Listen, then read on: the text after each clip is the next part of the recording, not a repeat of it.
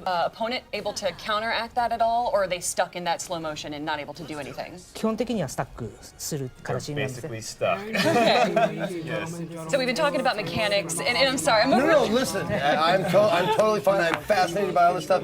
I haven't played played Soul Calibur game. The first one I picked up on the Dreamcast back in the day. Yeah. Before it was the one after Soul Edge, Soul Calibur was a release title, I believe. And I remember like all the cool characters that you could play. Like I wanted to know, just for someone who hasn't played it in a while, what would bring me into the franchise or back, I guess.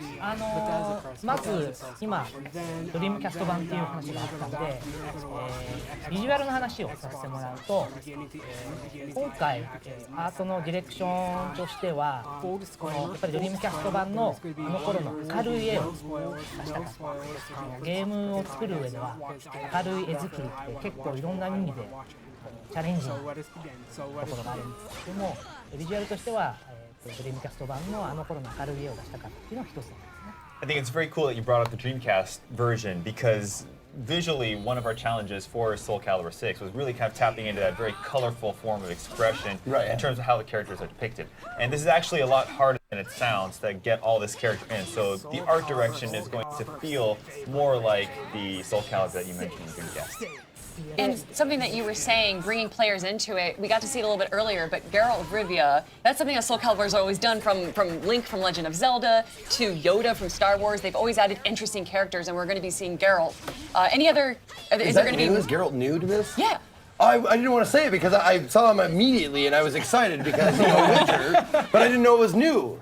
It was new. キャラクターもいますので、もしかしたらキャラクターまだいるかもしれないということで、これももう少し。So there was a recently announced character called Grow, who you might have seen using this kind of double saber, right? And aside from that, there are going to be some more characters that are possibly in the works. So all I can say is stay tuned for now. Of course, this is a fighting game, but Soul Calibur does have a story mode in it. Is that something that we can expect, as well as a character creation, which I think was introduced in 4? Are we going to be seeing that in 6? キャラクタークリエーションはソウルキャリバーの中で非常に重要な要素ですので、キャラクリ自体は今回も入っている形にはなります。ただまあその詳細についてはね、おいおい発表させてもらえればなと思います。So, of course, I have come to believe that the character creation aspect is almost vital in the Soul Calibur universe. So you can expect it to come back in Soul Calibur 6. How that is going to look, however, still remains to be seen, and we're in the works right now. Are you able to tell me if it's still going to have ties in with the story, where if you play the story, you're able to get new abilities and okay, maybe not. Maybe another question. Guys, thank you. That's a good question. Good question. Great question. There you go. That's a good question. I can't talk anymore. Thank you, Okubu-san and Mike. Thank you guys for joining us here and showing us Soul Calibur 6. Where can people find more information about this game? どこでもっと情報が。まず E3 で、まだ始まってないですかね、正確には E3 がね。E3 の期間中に、いろいろ新しいことを発表させてもらいますので、もう少しだけ待ってもらえれば。So there's going to be a lot of new information unfolding at E3, so I encourage people to go to the show floor, play the game, and just stay tuned and look for Soul Calibur at E3. Thank you all so much for joining us, Okubu-san, Mike, and of course Ezekiel III. Everyone, don't go anywhere though, because we're going to be having more games coming up after this.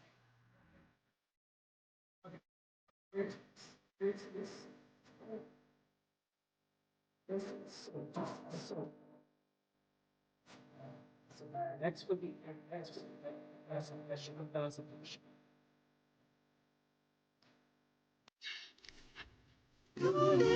delicious roll.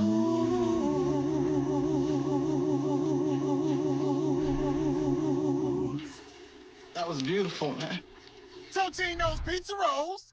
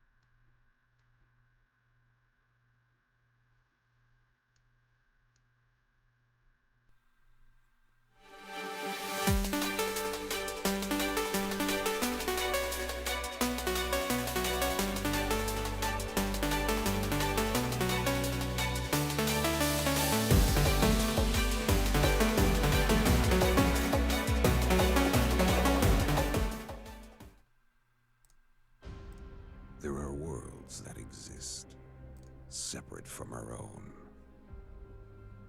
where the impossible is reality. They consist of both good and evil. These worlds were never meant to meet. But things have changed. Now, they have begun to merge as one. And our last hope are the heroes we could only imagine, uniting to fight for our survival.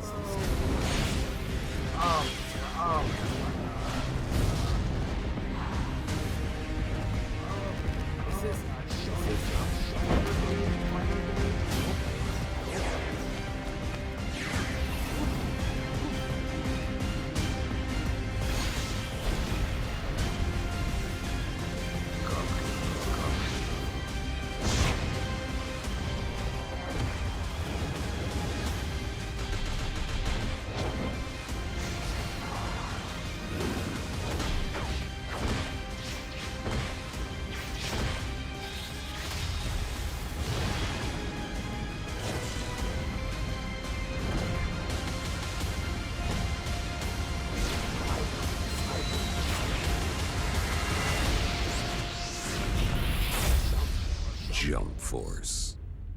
Interesting title.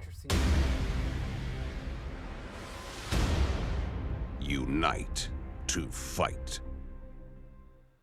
Man, I'm trying to calm down you right freaking now. out right now, dude? I want to apologize to everyone ahead of time. I was actually standing up on my chair when they showed this game during the press conference. I am a huge fan of Shonen Jump anime, and now we're getting to see all of them together. And then the classic three, of course, Naruto, One Piece, and Dragon Ball Z. But then at the end, you guys showed Death Note, like Yagami and Ryuk. All right, so, sorry, let's collect our thoughts here. I'm here joined by Nakajima-san, and I have Mike with me as well, and we are looking at Jump Force. Thank you guys for joining me here.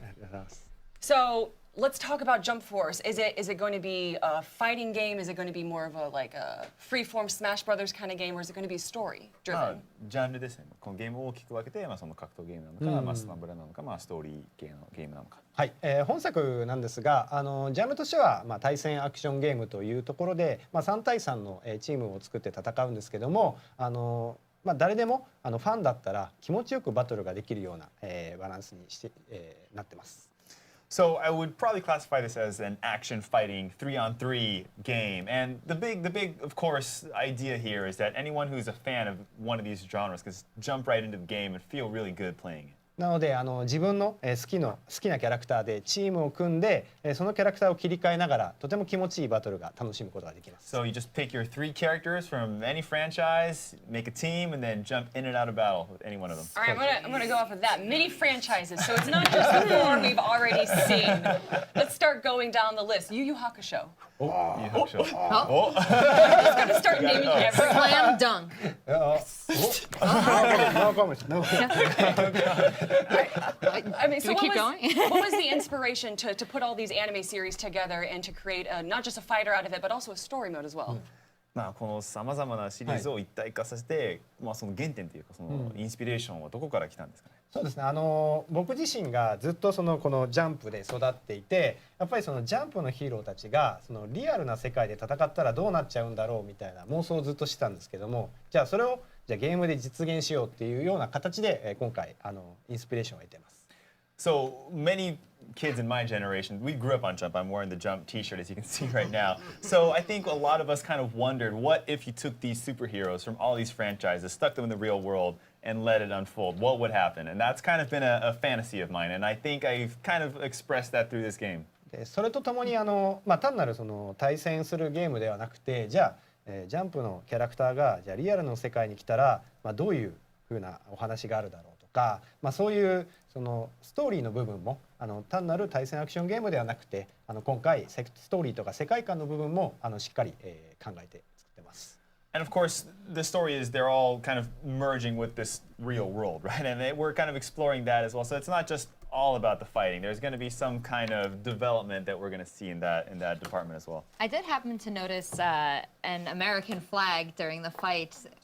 What is the setting of the game, and how will it change throughout the narrative, and why was the setting important? まあちょっと先ほどの動画でアメリカの国旗を見たんですけど、はいその設定というか、まあその場所もそうですけど、設定もなぜそれが大事なのかっていうのは。そうですね、今までのアプローチですと、原作のどこかに登場した場所でいろんなキャラクターが戦うっていうものがあったんですが、じゃあその現実の、世界で戦うっていうことがなかったので、そういうアプローチは非常に面白いんじゃないかっていうところで、今回リアルなステージを選んでます。So I think traditionally in a lot of these anime fighters or games like this that you see, we would drop it into something that you would see in the story, in the manga and the anime, in some aspect. But what I really want to do is kind of take a different approach and see what would happen if we drop in the real world, right? そしてただ再現するだけではなくて、ニューヨークにはナルトの真珠っていう木が立っていたり、それこそマッターホルンにはフリーザの宇宙船が落ちていたりという、やっぱりジャンプという世界と、現実っていうものが、融合した世界観をきちんとバトルのステージで表現しています。And we really wanted to sort of explore that merge of the anime world and the real world. So you could see in New York, there's the tree from Naruto growing all over the city, and you see Frieza's ship in Sweden, I believe, or Switzerland. Right. Yes, in that stage as well. So I think we really wanted to kind of merge the best of both worlds there. And I think that's also where you guys went with the art direction, because you see these anime fighters or these anime games be very bright and cartoony and colorful. And although this being colorful, it's also a bit grittier and darker. Where was the decision to add it to be more realistic instead of just being in the real world, the art direction itself?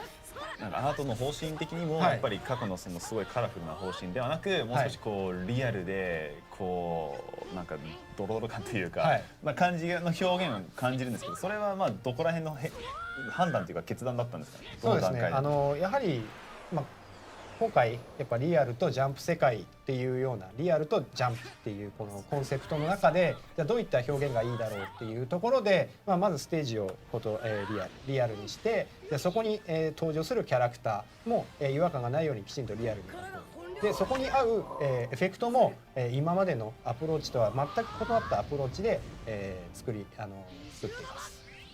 So the very high level concept of this game is taking what was real and what is Jump manga and merging them together. So I think naturally when you start to drop characters into this world, they need to take on a more realistic form of expression, slightly more on the side of photorealism. And naturally that kind of translates into the effects and all the particles and everything that is surrounding them as well. なので先ほどちょっとお見せしたクラマの表現も実際アニメとか漫画とは異なるちょっとリアルな表現になっていて、そういった今回はグラフィックっていうところもぜひ皆さんに楽しんでもらいたいというふうに思ってます。And you saw it earlier in the trailer, I think the kurama? そうです。合ってます。Okay. was also a very realistic take on that. So I think a lot of the enjoyment is going to come from finding out how these characters how they look and how they're expressed in a more realistic interpretation. So one of the challenges with making it realistic and with balancing all these characters from different universes is balancing their abilities. So can you talk to me about the challenges you had representing all the different powers in one game? まあやっぱりさまざまなこんな超人といろんなキャラクターがいる中、このバランスをどういうふうに捉えているのか。そうですね。すごく大変な作業なんですけども、ただとはいえ対戦アクションゲームなので、やはりベースとなる、アクションの部分とか基本的な部分は統一するようにしています。その中で例えば必殺技の、性能でありますとか、それこそアクションの見た目っていうところで各キャラクターの個性を再現して、どのキャラを使ってもとても気持ちよく遊べるというところのバランスで今回考えています。That's interesting you bring that up because it was quite challenging. You have these various worlds in which the power meters are all over the scale, right? So trying to create like a baseline, we wanted to first and foremost make the action very fun and engaging. So we created a baseline that's kind of a unified system across the board, and we still, of course, didn't forget the individual personality of each character while doing so. So whether it's through their super attacks, you're going to see some individuality, of course, still go through there. Let's talk about the mechanics of this game. And you guys say that it's going to be a 3-on-3 fighter, which we see a lot of the times, but sometimes you have assists, sometimes you have to die until the next character is put in. Tell me how this 3v3 works. まあ、3対3とはいうもののやっぱりさまざまなその3対3の解釈がある、はい、例えばキャラが死んでから次のが出るとか、あるいはアシスト的なシステムでサポートだけなのか、それとも切り替えができるのか、まあ、どういう3対3のシステムに。そうですね、今回の3対3は体力ゲージは基本的には1本になっているので、例えば3人全員倒さないと勝てないっていうようなルールではないです。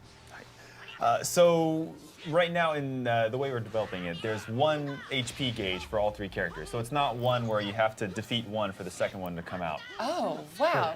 And so if you switch characters, you can't let the other one start healing up, essentially. あとキャラクターを切り替えたら他のキャラクターがヒールするとかそういう仕組みもない。そうですね。今回は基本的には1本のゲージの中で戦うというルールになっています。That is correct. 1 HP gauge. But you can switch characters freely, and they don't have assists. They can't. If you have Goku and Frieza together, Frieza can't help Goku out in some kind of move. で一応切り替えは自由。そうですね。切り替えは自由にできるので、アシスト的なシステムは、その切り替えの中で、例えば、切り替えるタイミングによってはそのコンボをつなげていくような攻撃的な切り替えにもなりますし、例えばダメージを食らっている時に切り替えるとそのカットというような、連撃を1回カットしてくれて助けてくれるみたいな形の切り替えをします。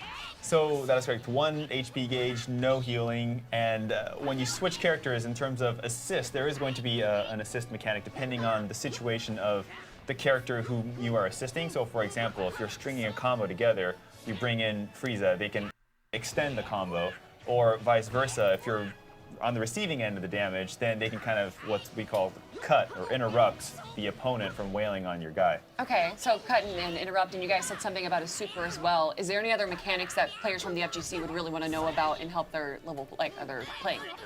まあ他にもすごいそういうシステムとか、はい、メカニックっていうのはもっとあるんですか？そうですね。まだ発表してないんですけども、そういったシステムも入っているので、今後の続報を期待していただければ。There will be more mechanics that we are going to reveal as the game develops. Definitely. I have a question about progression. Will we be unlocking character outfits or anything as we go, or unlocking characters themselves? まあそのゲームの進捗というかプログレッション、まあ例えばそのキャラクターの他の衣装であったり、他のなんかノベルティみたいなものはやっぱストーリーを進めていくにつれそういうのは徐々にアンロックされるっていうような認識。そうですね。まだ詳細をお伝えできないので申し訳ないんですけど、ただやっぱり本作やっぱ作品でありキャラクターを楽しんでくれるファンに向けて作っているものですので、そういうファンが喜ぶような要素はもちろん考えてますので、ぜひ期待してください。So I mean, it's hard to go into too much detail at this stage, but I can say that this game was developed with the fans in mind first and foremost. So if you try to imagine what the fans might like and go from there, you might not be too far. I'm not confirming or denying anything. If I had to imagine what anime fans like, that's a big basket. Well, maybe these anime fans are watching right now and they want to talk to you guys about their thoughts on the game. Where can they go to learn more about it and to communicate what they want out of the game? まあファンがもっと情報を知りたければ、まあどこに行けばいいのか、もっと情報が欲しい。そうですね。今回初めて発表させてもらったんですけども、皆さんにお待たせすることなくいろんな情報を出していけると思いますので、また今回やっぱり全世界のファンの皆さんに向けてこの、タイトルを、作っておりますので、海外の大きなイベントとかに合わせていろんな多分ファンが興奮する情報を出していきますので、ぜひ期待してください。Well, as you know, we just announced the game literally hours ago. So again, going back to what I mentioned earlier, we're trying to really keep the fans in mind when doing anything, and this is going to be a very worldwide kind of phenomenon. So I might be inclined to say, check out some worldwide large gaming events for more information that the fans might really like. And release date or release year? 発売日、発売年。ね。No. Okay. It's on the way. That's all we need. Guys, Nakajima-san and Mike, once again, thank you guys for joining us here in showing off Jump Force coming soon. And to everyone here watching, don't go anywhere. Of course, we're going to be having the Bethesda conference coming up very soon, everyone, so stick around. She's hot! That is pretty cool. Jump Force. Nice. Kind of like all those shonen jump. Missed you guys. Totino's Pizza Rolls. PS2 and Xbox, Sega Dreamcast generation. So that is very interesting. I love to see more about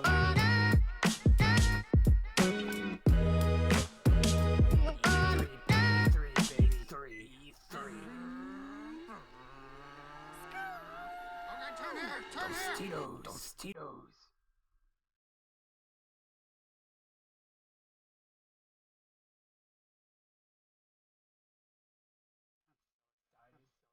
It's E3, baby. It's E3, baby. It's E3. Nothing but video games galore. She's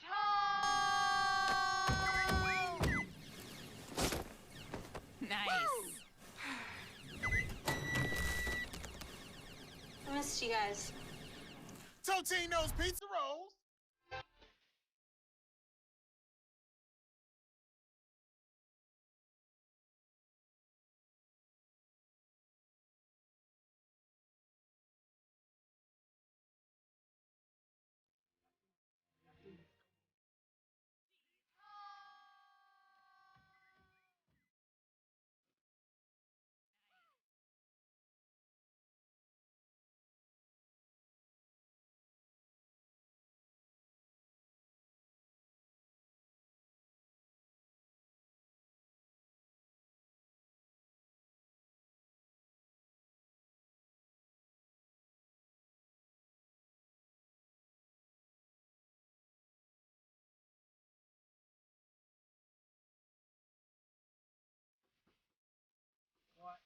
What?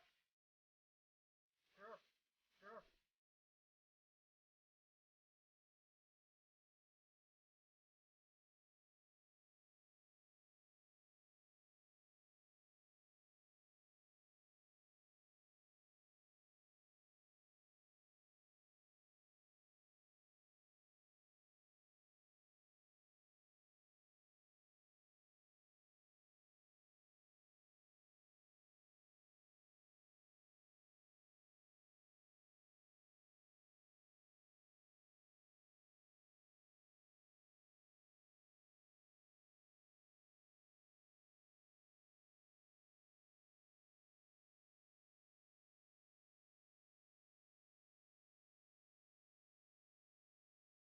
Welcome back to E3 on Twitch. It's 2018. We're here on day one of 5 days of coverage. It's the first day of press conferences. We just got through a slew of game coverage. I know what you were excited for, Kelly. Watching the chat during that segment was pretty great. But it's almost time for Bethesda. We're warming up now, almost about 12, 13 minutes till things get kicked off. There's plenty to talk about. So let's just dive right in. Hear what they think All right. So, I mean, for me, Take it, Kelly. there was silence. Go, Kelly, go. Let's talk about Jump Force. No, I'm just. Yeah. What are you excited for Bethesda? Well, I'm interested because they announced Fallout 76 a few weeks ago, and they even showed it like today during the Microsoft press conference. So what are they going to show during their press conference? I kind of hope it's a deep dive. I mean, I don't know what else we know the concept. We've seen some conceptual art of some locations gameplay. there'll be. We haven't really seen gameplay. I think I'm curious about the whole building aspect of it. You know, we talked about that. What they were saying made it seem a bit like it could be more survival. Like a Rust or 7 Days to Die. And you have all of like. Will it be persistent? Is it multiplayer? Is it just going to be another single player experience, which I'm okay with too? But they kind of put some emphasis on that rebuilding aspect. It's also interesting that it's a prequel. It's I guess it's a prequel. It's just taking place of the first vault that opened up, or one of the first vaults that opened up, which I guess you could kind of consider a prequel. Which I mean, again, I'm no expert in Fallout lore or the timelines, but things looked pretty good for a post. Like nuclear war, so I have to imagine that like the rebuilding wasn't easy. See, like I went through some hard times, obviously. So I don't know. I mean, like, God, I don't know. I don't want to speculate because there's so many rumors going around. They've said it is this, it's not this. Like so many people have said so many different differing opinions. Well, here's your chance. Throw your opinion in the bucket. Is it a battle royale? Yes. You know what? No. I might not play a Fallout like Rust kind of a thing, but Fallout Battle Royale, I might pick it up. Really? See, I would play a Fallout Rust over anything else. I love the idea of like a gathering building. I mean, we've played a couple of these ourselves as a group, and it's just it's kind of like an element that seems natural in the Fallout universe that they haven't explored yet. Right. Well, that's what they did. They had a piece of that in Fallout 4 that people the kind base of, builder. and, yeah, they latched onto. Sure. Felt like this is where they're going. So what if suddenly that wall takes some resource collection and oh my gosh, there's these baddies over here. I mean, that seems to make a lot of sense in the Fallout universe. But I think you got to have a persistent universe. I think it's got to be multiplayer, and I don't know. So I'm excited. Obviously, talk more about Fallout 76. Rage 2 has kind of already been preceded, so we know we're going to see that. Interesting. Did anyone play Rage 1? What, like, does anyone know? Yeah. It missed me. I played Rage 1 because I was an id fanboy and still am to this day, but it was more or less a giant tech demo. It was a really impressive giant tech demo, but at the end of the day, it wasn't. So I think what people want out of Rage 2 is some depth that the first game kind of lacked. I mean, it looked cool. It looked like something like that would be right up my alley. A Mad Max style, like dystopian whatever. I'm into that. I like fluorescent mohawks and shit. That's great. Yeah, and before we shoot on over to Okadrian, you'd mentioned to me yesterday that you want more Prey content. I do! We're pretty sure we're going to be seeing some more Prey content. God, I hope so. The Prey Twitter tweeted out some shit, and I was really excited. I'm sorry, I keep swearing. I'm so sorry. Come on, Z. But the Prey Twitter tweeted out some stuff and kind of teased, so there's got to be some Prey stuff. Got to be. All right, well, less than 10 minutes to go. Let's check in with the people and see what they have to say about Bethesda, then we'll come back and talk a little bit more about it. Okadrian, how are things going? Yeah, we the people over here at the E3 check-in, powered by Totino's Pizza Rolls, which just smushed a whole handful of them. Excuse me, I have to keep forgetting that these are here. It's poll time, chat. You know what it is, right? The poll is going to be, what surprise do you hope or wish for from Bethesda? Once again, 4 choices, so bear with me, okay? Doom 2. Yeah. Are you done? Maybe. New Elder Scrolls. Yeah. Starfield. Yeah. Which I thought at first it said Garfield, and I'm like, wow, that's sick. Or something in VR. Woo! Yeah, VR. Woohoo! Starfield. VR would be cool. Yeah. In 2025, maybe. So guys, you out there, tell me, what are you intrigued for? My vote right away? What? Elder Scrolls? Definitely. Definitely. Think about it. 96, Daggerfall. 02, Morrowind. 06, Oblivion. Skyrim in 11. And again in 13, 15. So it's been 16. like 6 or 7 Are years. you saying it's time, Adrian? It's time for another Skyrim, I would say. That's a joke, because I don't actually want to see more Skyrim. Waka, waka, waka. Yeah, thank you, chat. I see new Elder Scrolls, Shaw, Layla, Nyquix, all of you guys, Lucarino, new Elder Scrolls. I like where your head's at. All of you, yes. Skyrim 2, it was a joke. Shut up. Don't do that. Necromania, all you guys. Necromania, what's the matter with you? Change your name. You can do that now. Polls closed. New Elder Scrolls, you won. Necro, change your name. Don't do that. It's embarrassing. It's weird. Add me. Follow me on Twitch. Okay, Adrian. Guys, back to you. 71% say a new Elder Scrolls. So the meta of the rumor is that because Bethesda has kind of preceded Fallout 76, that they've got to be holding something in their back pocket. Now, that could be Starfield, but could they actually, even if it was a, hey, we're working on it, do you think that we're going to see a new Elder Scrolls? It's possible. Sorry. No, go ahead. No, this is something I've wanted for since Morrowind came out, because they named their Elder Scrolls games after locations in the world. Vardenfall, I think, right? Tamriel is the name of the Tamriel, world. there we go, Tamriel. And I want elsewhere. I want Khajiit. I want the land of the Khajiit. I want it to take place there, and I want cat people galore everywhere. Cat people. Especially Elder Scrolls Online has been really good about pushing out each. They just released Morrowind. They've had Somerset Isles. They've been really good about releasing this content, and I feel like they're doing it to keep these Elder Scroll fans aware of this is the lore. It's still here. It's still existing. Don't worry, it's coming out. But within any of that, have you seen any teases for something bigger? Because we've seen a lot of times they'll kind of put in a new area but not let you access it, or put in some items that you can't. Has there been any hint that this is even coming? No. Yeah. No one has it. Brink 2, though. What? Brink too. Is that for real? No. I got excited for fish sticks for a second there, but So two things I want to see. Two things I want to see out of Bethesda. One, something that everybody wants to see: new IPs, of course. Yeah. I want to see new, completely unknown properties. And just Starfield. put them out. And I want. Someone was saying like, and I think this is a good idea. A new engine. Something's like new games on new engines and stuff like that. I think. yeah. You think it's that time? I mean, I gotta say, so the internet also said happy with another Wolfenstein. I loved Wolf 2. I thought it was great. Happy with another Dishonored. People love that I franchise. feel like it's too soon Yeah, though. it's too soon. Probably for Dishonored. 'cause Dishonored they 2 also have came the out with Dis- a patch Yeah. or expansion. They might come out with another one of those. another expansion. And I'm ready for the next Doom. Oh, I dude, thought yeah. Doom was remarkable. No, if I was voting that, I would have voted for Doom. You like, would've? I want another Doom. I mean, I'm still like on a Skyrim. Like, I've been oversaturated with it for a long time. So I was just Doom. Give me more Doom. Well, so here's a question too. In the Microsoft one, they were shouting out the modding community, specifically, the Skyrim modders. But do you think they might be leaning a little more heavily on their community to be coming up with like, longevity-inspiring content for the games? I think it probably depends on the type of game, right? Because modding really works well for some games, Yeah. but for like if Fallout 76 does end up being like some sort of persistent multiplayer world, like modding might not fit in as well there. So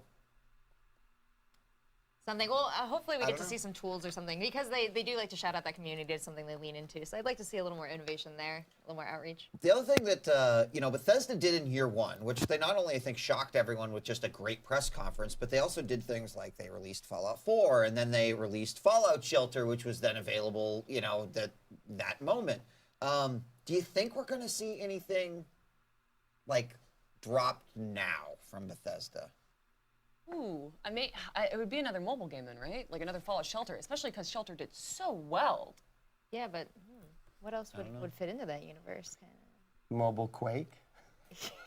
Or something like Quake Fuck, I don't know, man. Doom for the Switch, Quake for the Switch, That's No, there's possible. a lot of speculation about things going to the Switch, like Wolfenstein and Fallout 4 and stuff like that going to the Yeah. Switch. Right. Yeah. And then also, we will likely see something from Quake Champions. They've introduced like a new gore system. They have used the press conference as some way to kind of refresh, hey, we're bringing this new content to the table, etc.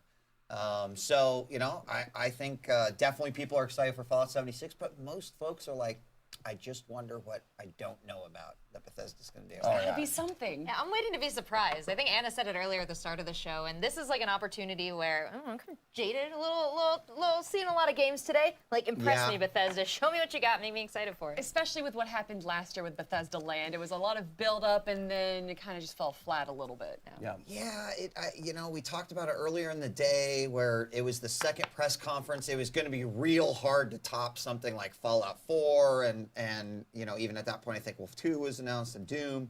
I don't know how the second year is tough, right? So third year, hopefully a little bit better. Do you think Bethesda Land will return or do you think it's a new theme? I think it's a new theme. I think they built a Bethesda Land last year. Like that was like a whole gimmick. Yeah. It wasn't just like, oh, this is for a press conference. So I don't think it's going to be Bethesda Land this year. We'll find out soon enough, won't we? We're just a few minutes away from the press conference. Don't forget, immediately following Bethesda, we're going to have, we'll chat a little bit about it. Then we'll have the Devolver press conference as well.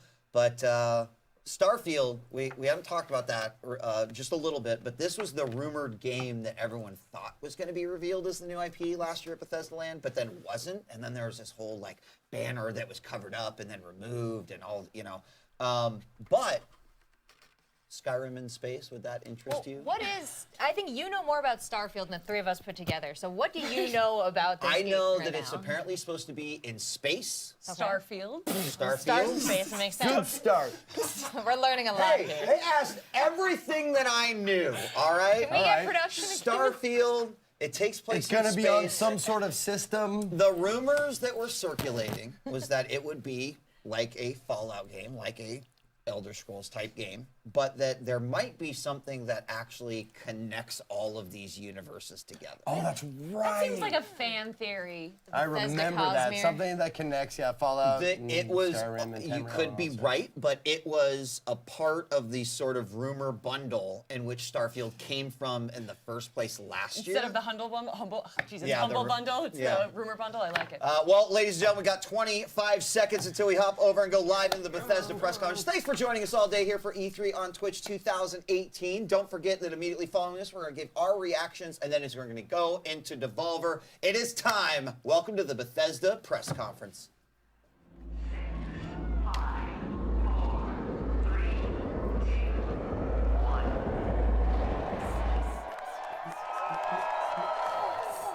This is Bethesda.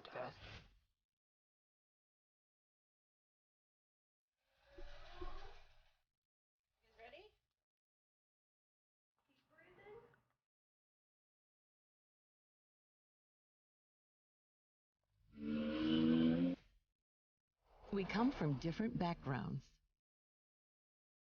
from different countries. We have different interests and different points of view.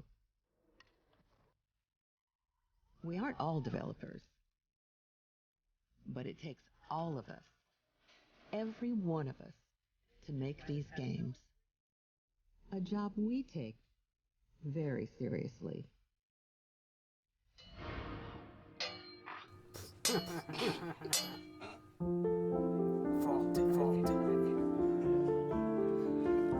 We try and break things and fix things that are broken. We keep the teams happy and fed. We keep our fans happy and on the edge of their seats. We keep the books balanced, discover new talent, and interact with our community. Most of all, we work together as old friends and new.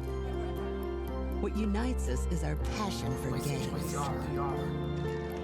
Games as diverse as the people who make them and play them. We're not just living the dream, we're creating it. We are all Bethesda Softworks. How may I direct your call? You can start the show.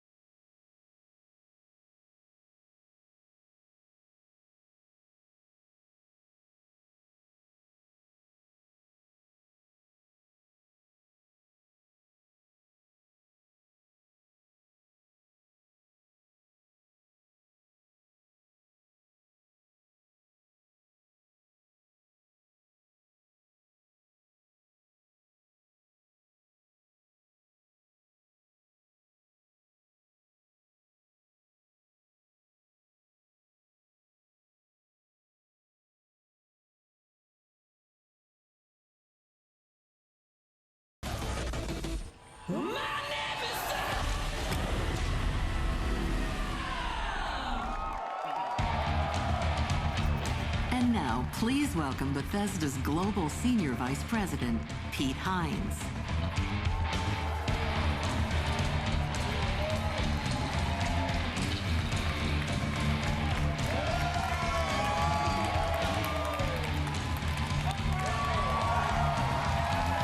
Thank you. Thank you guys very much. You sound good. I love you too. You look good. You guys ready to go? As Paula said, my name is Pete Hines, and I'm delighted to be back on stage for Bethesda's 4th annual E3 Showcase. Now, we've got all kinds of surprises in store for you tonight, so whether you're here with us in the audience or you're one of the millions who are watching around the world, settle in, get ready for the very best in gaming. Our theme this year is Create, and it's a theme embraced by our 10 studios spread around the globe, the incredibly talented folks who make the Bethesda games that you'll soon be playing. But As you saw in our intro video, it's not just developers. Everyone at Bethesda is a part of the team that brings our games to life, and that extends to all of you, because we create the worlds, but you create your own adventures, stories, and experiences, and it's your passion for games that drives us every day to strive for excellence. The past year has been an exciting one for Bethesda as we released some of the best games of 2017. Games like Prey, Dishonored: Death of the Outsider, The Evil Within 2, Wolfenstein 2.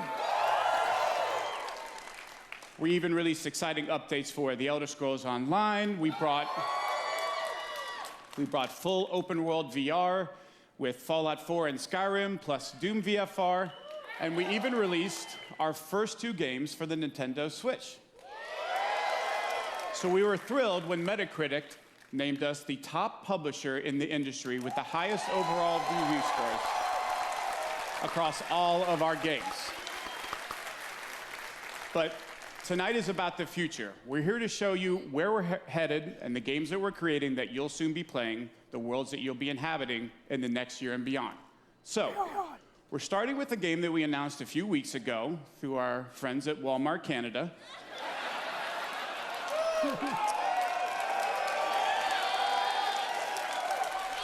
Perhaps best known for their low prices and ability to keep a secret. So let's get things started with a look at Rage 2.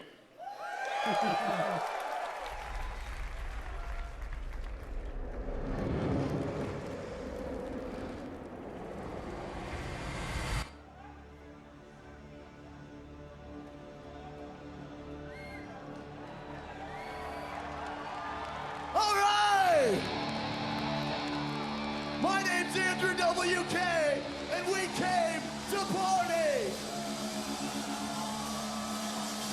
Are you ready to rage? I said, are you ready to rage? What about you? You ready to rage? Are you ready to rage? Let's have some fun!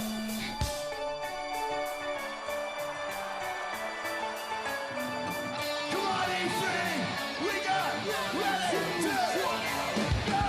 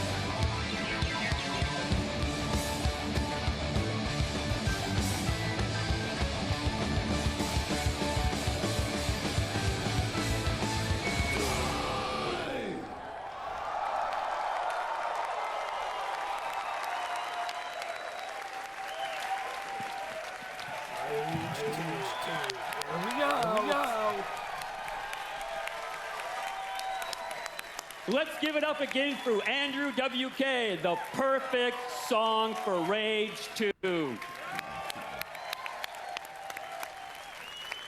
Hi, everyone. My name is Tim Willits, and I am the studio director at id Software.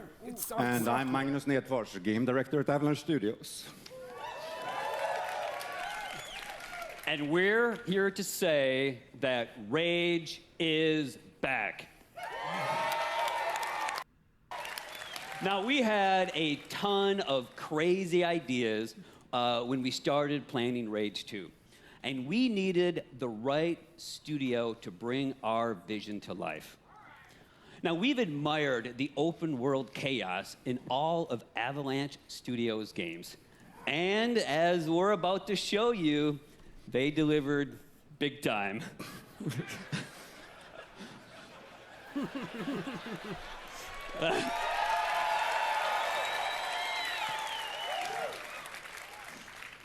Well, thank you, Tim.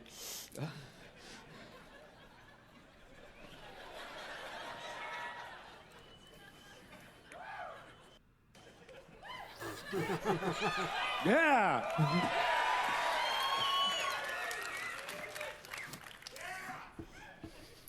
Well, speaking for everyone at Avalanche Studios, this is really a dream to come true for us.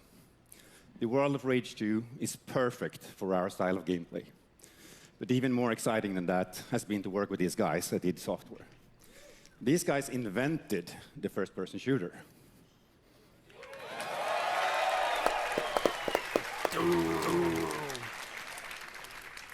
And they still make the best shooters out there. So it's been a really great collaboration to bring you the most insane open-world shooter you have ever played. So Rage 2 transports players into a dystopian future, devoid of society, law, and order. Now, you play as Walker, the last ranger of the wasteland. Now, you know, I can talk all night about our guns, the powers you'll use, the vehicle combat, and of course, you know, the crazy open world. But I know that you are here to see the game. Well, not only do we have Rage 2 playable at our booth at E3, but we've got for you an extended look at the world and gameplay of Rage 2. Let's check it out right now. Yeah. Let's see what this game is. Asteroid on a collision course with Earth. Global extinction event. 80% of the Earth's population dead. God turned his back on humanity long ago. It wasn't a war. It wasn't global warming. It was a fucking asteroid. I was born in this shithole. Parents murdered, an orphan of this wasteland. An army of mutants killed everyone I ever loved. All that's left is hate, fear, and the need for survival. You see, part of growing up was watching everything get taken from me. I stood by, did nothing. And now, I'm the last ranger of this wasteland. And there's only one thing left to do!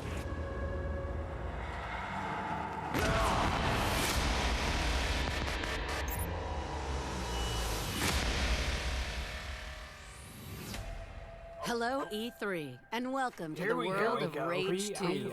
In a moment, we'll dive headfirst into the Eden spaceport mission, where Walker, our main protagonist, is out to find a rare artifact that will aid him in his quest to take down the Authority.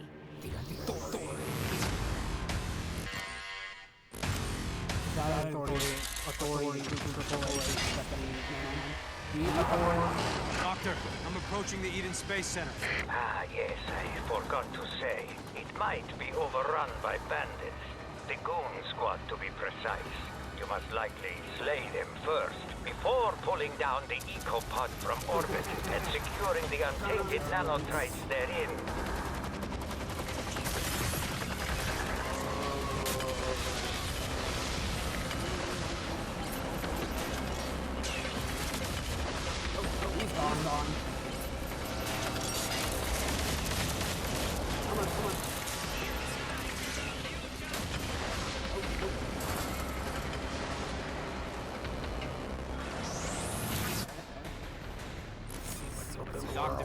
Made it to the Space Center.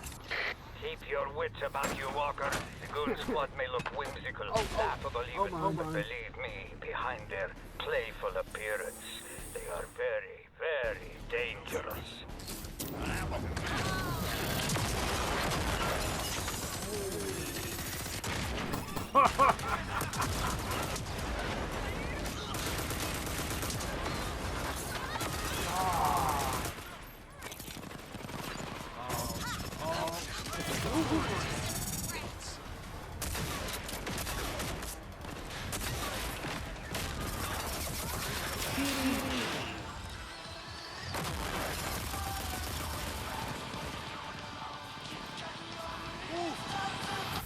It sings.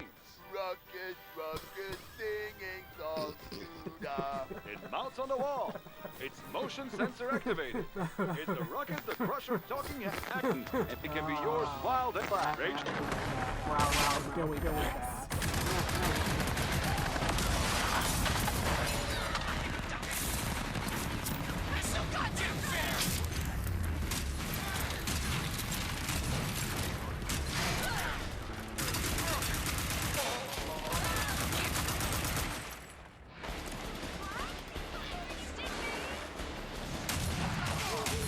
Kill your way to the EcoPod mission control of the 3rd floor.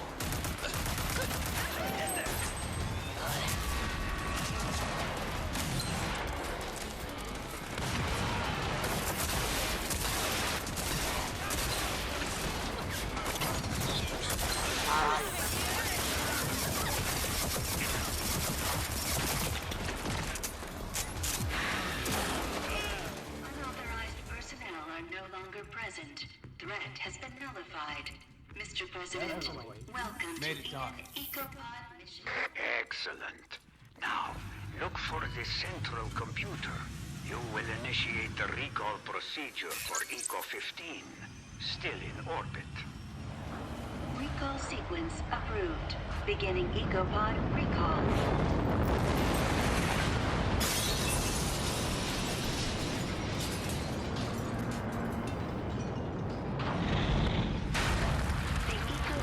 It's down. The EcoPod made it. I know, and so does the Authority. Hurry, get the untainted nanotrites and get out. Also for you, there is an extra boon. Something that will make you a veritable superhero. Elevator's still running. So far, so good. Looks like Ranger Walker's gonna get a bit of a boost today. Shut up. Just like the doc said, Authority units. Shouldn't be a problem. Holy shit!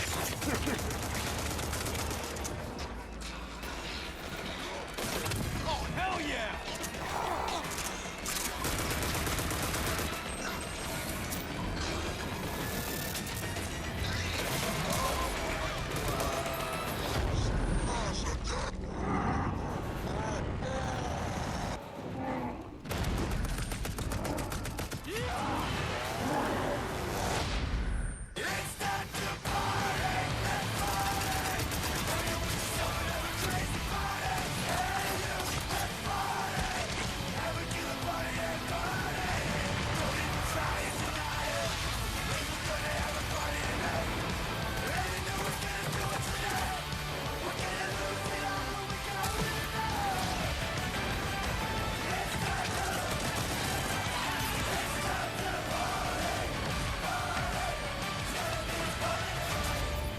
Spring 2019.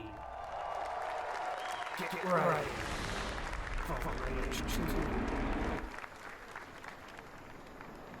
From Bethesda Softworks, Christian Van Hoos. How's it going, everybody? I'm Christian Van Hoos, the community manager for The Elder Scrolls Legends. For the past year, we have taken what I think is the best digital card game and made it even better. New cards, new modes, new ways to play, and much more. But we wanted to push ourselves even further. So tonight, I'm thrilled to announce that we will soon be relaunching The Elder Scrolls Legends with brand new, totally overhauled visuals.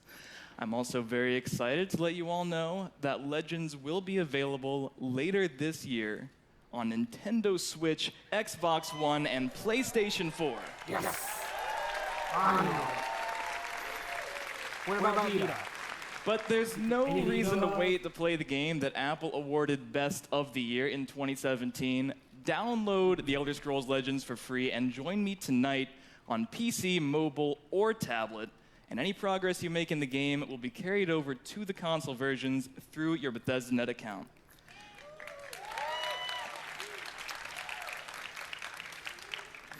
And now, let's take a look at the future of Legends and see why this isn't just my favorite card game, but will soon be yours as well. It starts small. One game is all it takes. But Legends never stay simple, never stay small. This is action. This is story. This is competition. This is easy to pick up. This is hard to put down. This is a 5-minute train ride. This is a 5-hour marathon. This is for any way you play. This is for anywhere you play. This is for strategy fans. This is for those who want magic at their fingertips. This is for those who want dragons at their command. This is a game where legends are born. This is for you.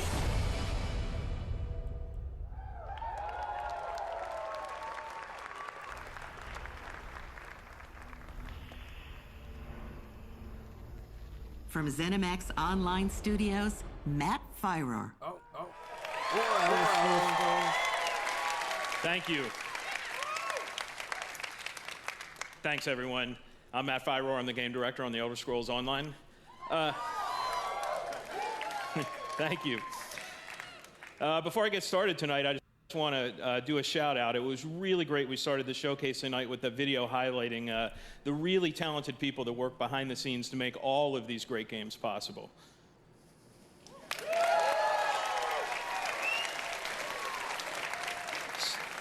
So standing here on stage, I'm representing a whole lot of amazing people at ZeniMax Online Studios that I go to work with every day. It's a great honor and privilege. So I go to work with them every day, but at night, I go home, log into Elder Scrolls Online, and I get to play games with you guys, the best gaming community in online gaming. We are such big fans of what we do. We play the games just as, we make them, and we play them just as much as you guys do. It's what we do. So you might not know it, but we're right there alongside. I'm playing there with you. I'm running dungeons. I'm exploring Tamriel, questing, crafting, decorating my house, PvPing, stabbing. Yeah, that was me. And I'm really humbled to say that the Elder Scrolls Online community just keeps getting bigger. We're over 11 million players now.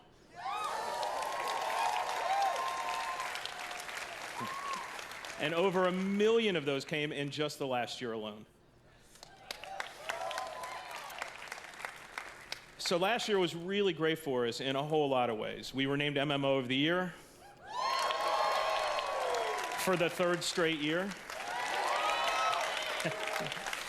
We released Morrowind, a lot of great DLC, and just last week we released Somerset, the latest chapter in the Elder Scrolls Online. It's been received with great critical acclaim. Everyone loves it. You get to travel to the island home of the High Elves for the first time in 20 years. It's great for new players. If in the off chance you aren't playing Elder Scrolls Online, this is a great chance to jump in and play. And of course, all you veteran ESO fans are already there. But we're not done there. We make DLC every quarter and chapters. Content comes out so regularly for Elder Scrolls Online. We're already working on our great plans for next year. But before that, the next DLC coming out is a dungeon DLC named Wolf Hunter, based on werewolves.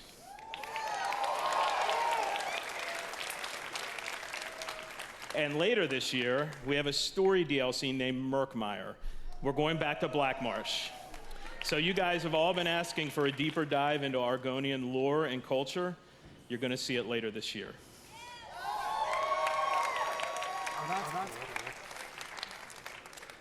So there's one theme that runs through all of the Elder Scrolls Online's content, and that is great storytelling. From the launch game through all the DLC and chapters, it's really, really what holds the game together. But it's not just the stories that we as developers create for you guys to experience.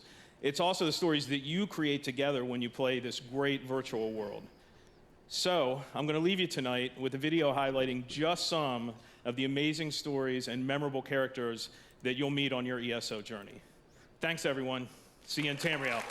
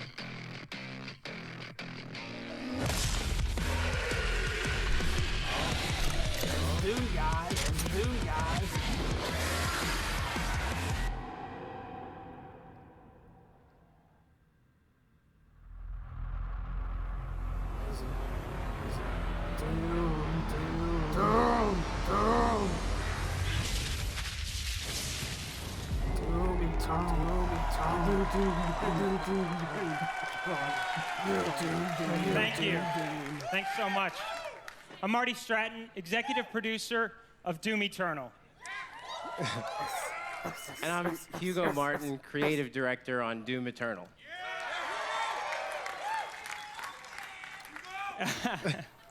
In 2016, we launched our reboot of Doom and have been blown away by your support and excitement for the game. Thank you.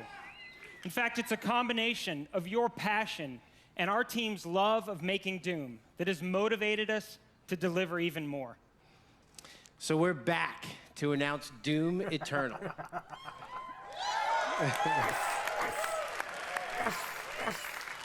An awesome, awesome new sequel to Doom. For the past 2 years, it's been so inspiring to hear you guys talk about what you'd like to see next. And I gotta tell you, we're right there with you.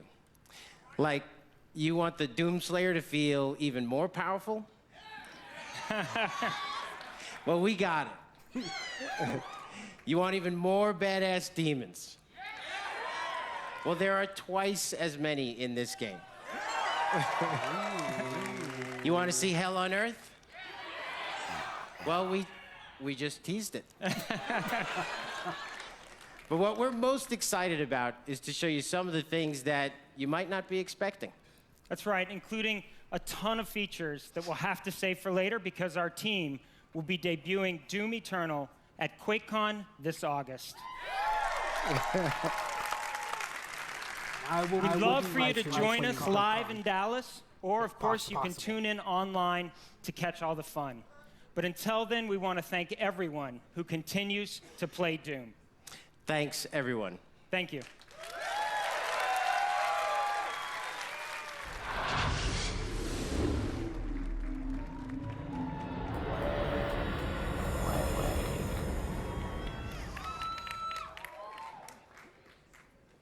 How's everybody feeling tonight? Pretty hype?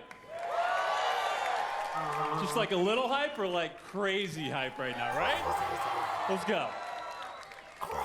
Thanks. Hi, I'm Joshua Boyle, Community Manager for Quake Champions. Thank you very much. Ever since the first Quake title was released in 1996, our games have been shaped by you, the players. Now that proud tradition continues with Quake Champions, which has evolved with community in mind and will always be the fastest and most fun multiplayer shooter, period. And that's not the only tradition that Quake's continuing. These days, we're hearing a lot of talk about esports, but Quake has been there from the very beginning. In fact, we started hosting competitions at QuakeCon over 20 years ago. Let's hear for QuakeCon. They're doing it. And this year, we'll expand on our legacy as the original esport with everything from intense grassroots competitions to major tournaments at QuakeCon and DreamHack Winter.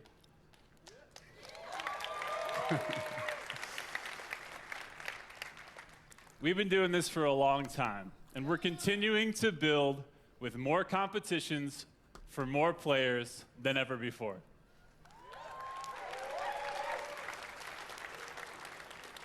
But I gotta tell you guys, we can't stop, won't stop until we've delivered a game that's fun for everyone, whether you're a Quake dad or a brand new baby to the arena.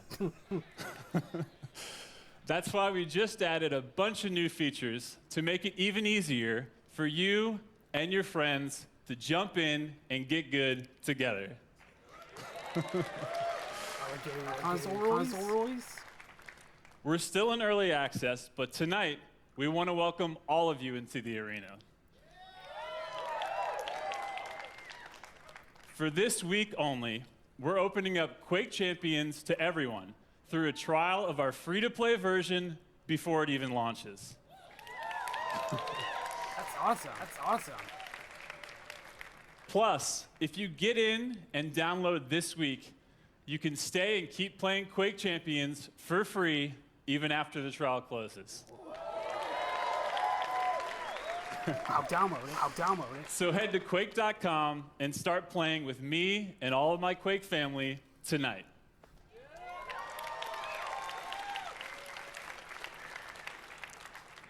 Don't miss your chance to join one of the most passionate and welcoming communities in gaming. Now, for a taste of what you'll be playing tonight after our showcase is over, check out our new trailer for Quake Champions.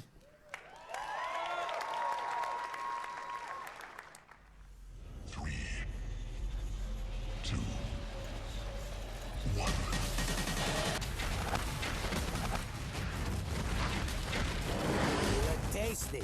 We'll find out how tasty soon.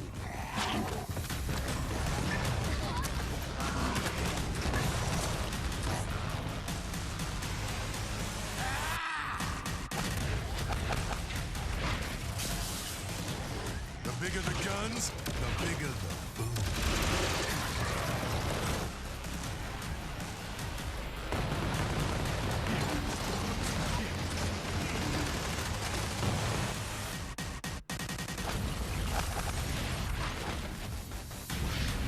I'm gonna flip you like a table.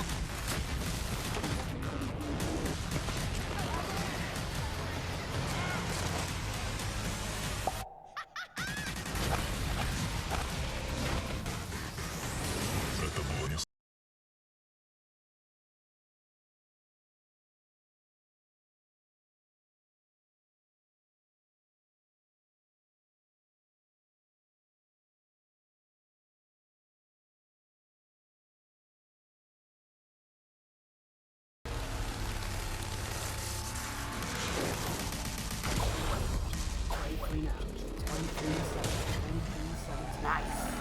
Nice.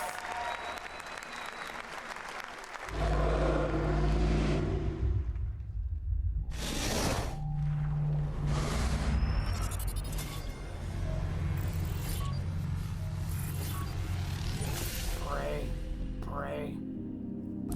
Hello, E3, from all of us at Arcane Studios here in Austin, Texas. It's been 1 year since we launched Prey, and we want to send a big thanks to our incredible fan base for your support. We've been so inspired by your passion and enthusiasm, and as a way of showing our appreciation, we're rolling out a huge free update for Prey tonight. The next time you fire up Prey, you're going to see 3 new modes: Story Mode, New Game Plus, which was a big fan request, and Survival Mode, which should be an interesting challenge for our most hardcore fans. But that's just the beginning. We are really excited to tell everyone that we've also been working on a new Prey DLC, an infinitely replayable experience called Moon Crash. It's a new twist on Prey where the enemies, hazards, and loot are all different each time you play. We're so excited. We can't wait to show what?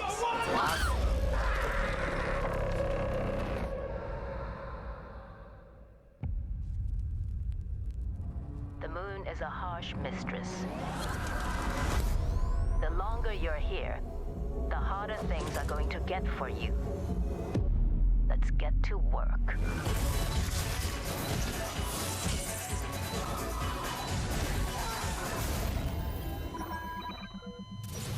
The moon's harsh mistress. Let's get to work.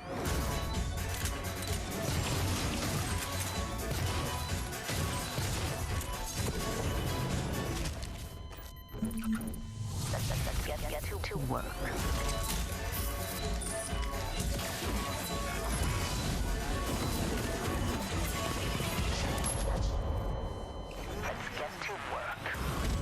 Warning, flooding and electrical damage detected. Warning, lethal radiation levels detected. Everyone see.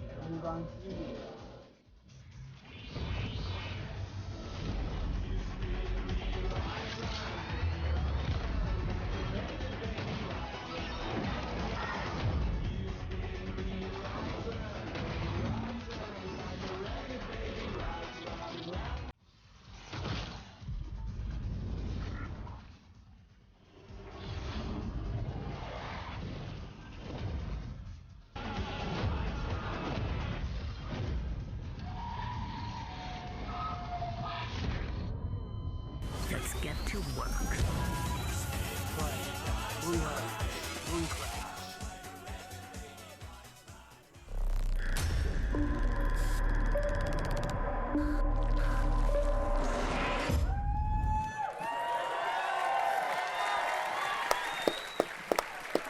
All right, before we begin, yes, Mom, I'm still alive. No, I'm not a mimic. Hang on. There. I just want to make sure nobody tries to smack you because I saw Pete Hines with a wrench backstage a second ago. Thank you, Ricardo. That's very sweet of you. So, like all arcade games, Prey is about playing your own way, and Moon Crash is no exception. So you just saw a lot of cool stuff that's available tonight, but we're not done yet. We have one more surprise coming later this summer called Typhon Hunter. Typhon Hunter is a lethal game of hide and seek, where one player goes head-to-head against 5 other players who get to be mimics. And just like in Prey, the mimic players can disguise themselves as everyday objects. So, you know, things like a chair, a coffee mug, a space banana, whatever works. But definitely not a coworker, right, Susan? Absolutely not. Probably not. No! Anyway, Typhon Hunter is a tense multiplayer mode that requires teamwork and improvisation and a very high tolerance for jump scares. Before we go, I just want to say thanks on behalf of the whole team at Arcane Studios to all of our fans around the world who have played Prey and love it. We made this game for you, and we are constantly inspired by your creativity and enthusiasm. Thank you so much, everyone.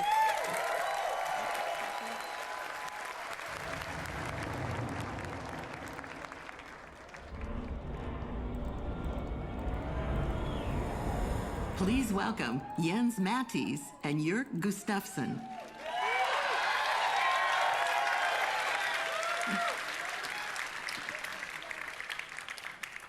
Hello, friends. I'm Jens Mattis, the creative director at Machine Games. And I'm Jörg Gustafsson, executive producer at Machine Games. Last year, millions of you took to the streets and sparked a revolution in Wolfenstein 2: The New Colossus. As BJ Blazkowicz, you rallied the American resistance, and you beat the living fuck out of those Nazis.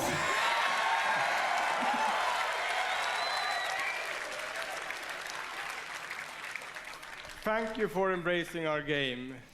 We were honored to win Best Action Game at the Game Awards last December. And we are excited to bring Wolfenstein 2 to Nintendo Switch on June 29th, so you can fight the Nazis on the go. And the Wolfenstein revolution continues with our next project, which leaps ahead in time to tell the tale of BJ's twin daughters. Set in the 1980s in Paris, Wolfenstein Youngblood pushes the story forward.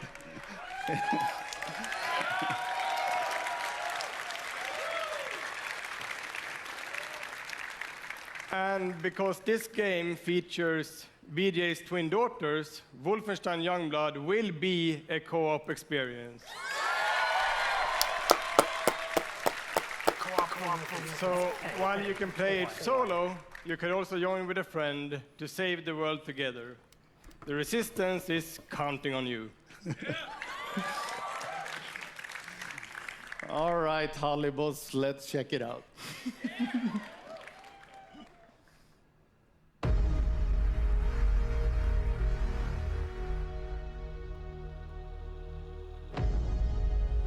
Listen, children.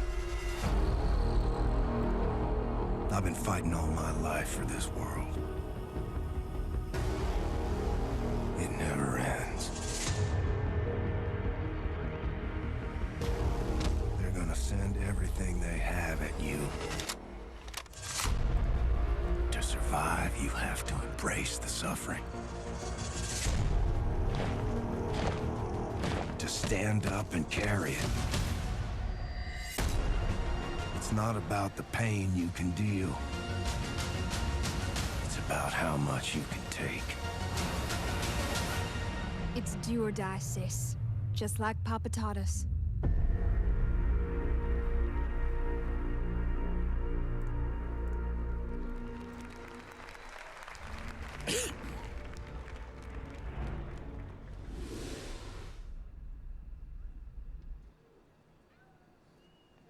Hi.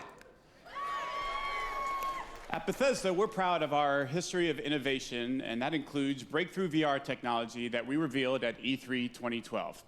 Since then, we've delivered some of the very best VR experiences in gaming, from Doom to Fallout 4 to Skyrim, and we're not done.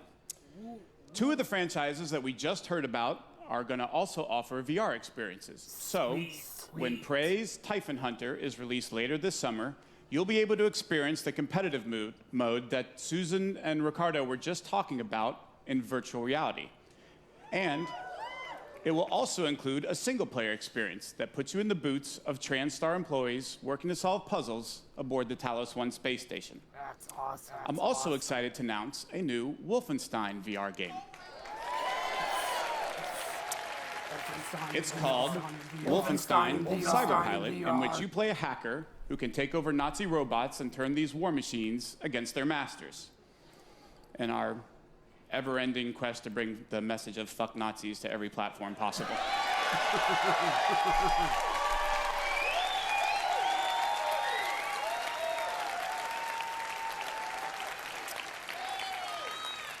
Both the Prey and Wolfenstein VR experiences are playable this week at our booth at E3, so please stop by and give them a try. Now, we are really excited about everything that we've shown here tonight, but I know there are a lot of you who are really here or really wondering about Fallout 76. And I'm pleased to tell you that your wait is finally over. Ladies and gentlemen, he is the recipient of numerous Lifetime Achievement and Hall of Fame awards. He's the game director at a studio that has won a bevy of accolades and awards. And he's here tonight to tell us what he and his team have been taking so damn long to tell us all about. Will you please welcome my very good friend, Mr. Todd Howard.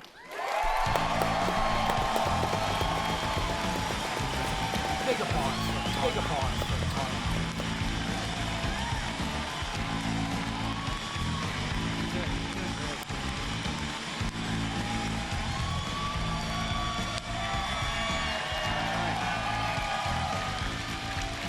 We're all here. Looking good. Oh, it's great to be back at E3. Thank you so much. I could not be more excited to be here. I want to thank all our fans who came out tonight. And the millions of you watching online. We can't thank you enough. This is actually my 25th year at Bethesda, and I have seen a lot of cool things in that time. I gotta say, tonight is definitely one of them. I got to go to the very first E3 right here in Los Angeles. I know, they're so cute when they're little. They're full of energy and life. And then, remember when little E3 ran away from home, went to Atlanta? Yes, a lot of you didn't come. I liked Atlanta, or East Coast. And then E3 went through the moody teen years and came back and locked itself in its room. Remember, it was in the convention center, but just in the meeting rooms. They didn't invite anybody. And I can remember literally walking between the halls and seeing nobody. I was like, this is how a zombie movie starts. And now E3 has grown up, it's in its 20s, it's more confident, can handle its alcohol better, like all of you. Thank you. So there's a good party after this, so pace yourselves. And I hope you're comfortable, by the way. I'm gonna be here for a while. And E3 has become such an incredible week of entertainment, but we know that most of you came here for one thing. Todd Howard! Thank you.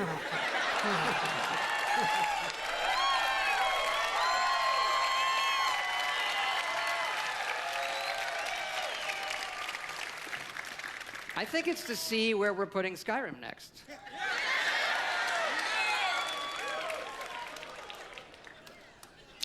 Well, I think we have the best one yet. The Elder Scrolls speak of the past and the future. Now, Skyrim looks to the future, to its ultimate version.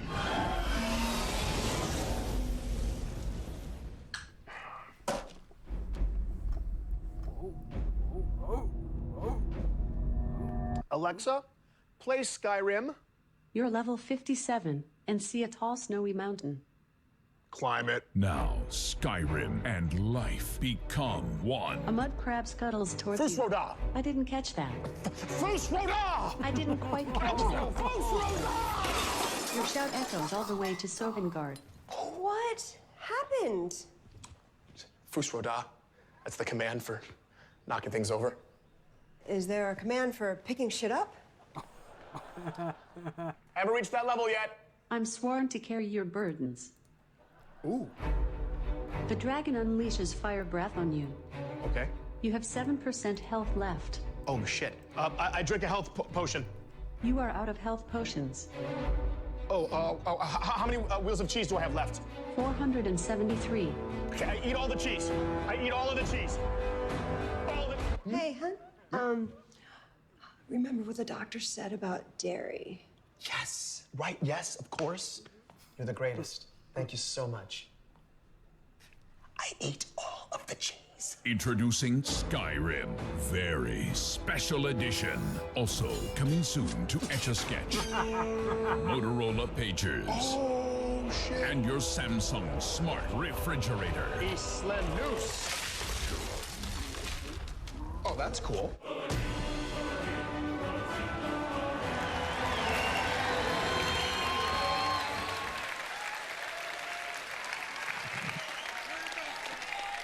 Had to do it. Okay, really, we both know why you're here, and that's to talk about the next Fallout.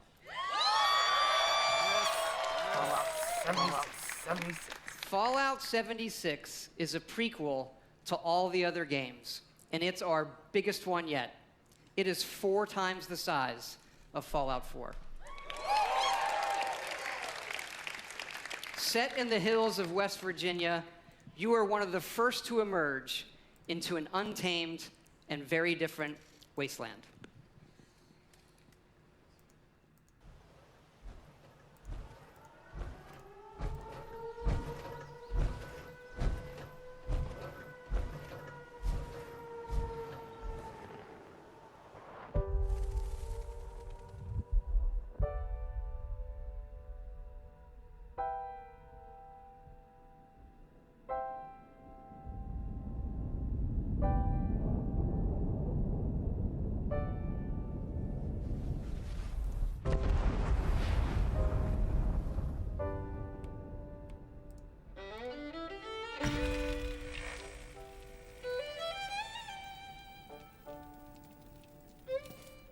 Years after our great nation began, we gathered together to honor the completion of Vault 76.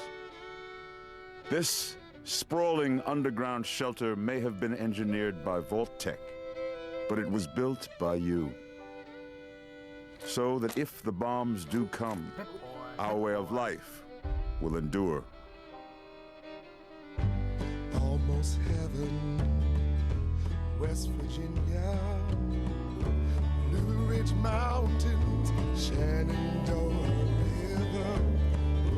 Life is all there, older than the trees, younger than the mountains, blowing like the breeze. Country roads, take me home to the place I belong. West Virginia, Mountain Mama, take me home. Country roads, take me home. For when the fighting is stopped and the fallout has settled, you must rebuild. Not just walls, not just buildings, but hearts and minds, and ultimately, America itself. Country roads, take me home, country roads. In Vault 76, our future begins.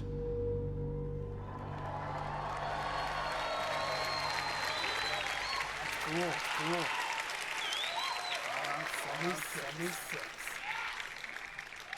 Vault 76, one of the very first vaults to open, was built to celebrate America's tercentenary, which is an awesome word, by the way. Like, that's your word of the night, tercentenary.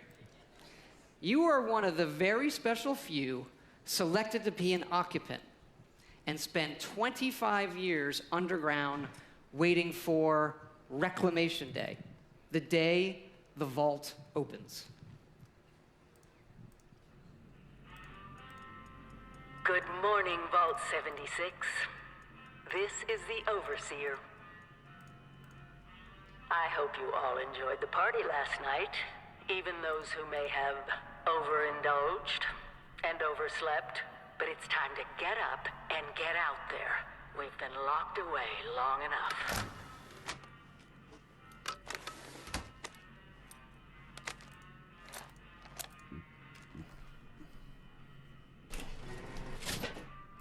Today is Reclamation Day. Oh, finally!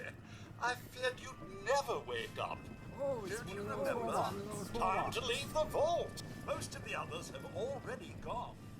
It may be time to leave, but I'll never forget the day you all entered Vault 76. You come from every walk of life, every race, color, and creed. But you all share one very important trait. You are this country's best and brightest. But more importantly, you'll always be my family. Goodbye. Aloha. Ciao. Arrivederci. Au revoir. Auf Wiedersehen.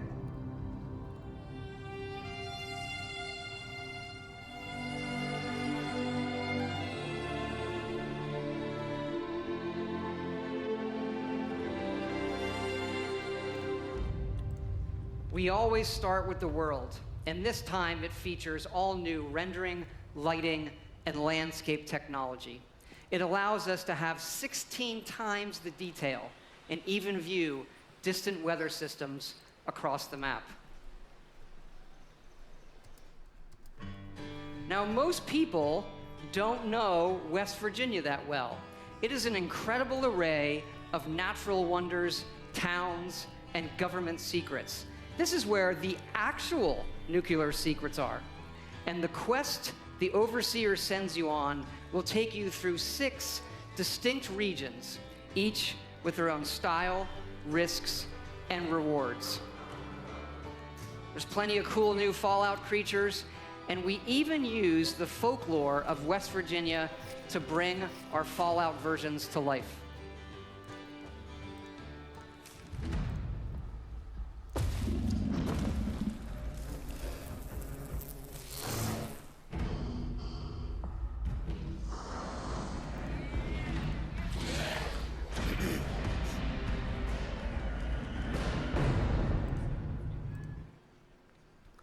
We have always wanted to tell that story of what it will be like for you and the other characters who were first to leave the vaults. But there is one big difference with this game. It's that each of those characters is a real person.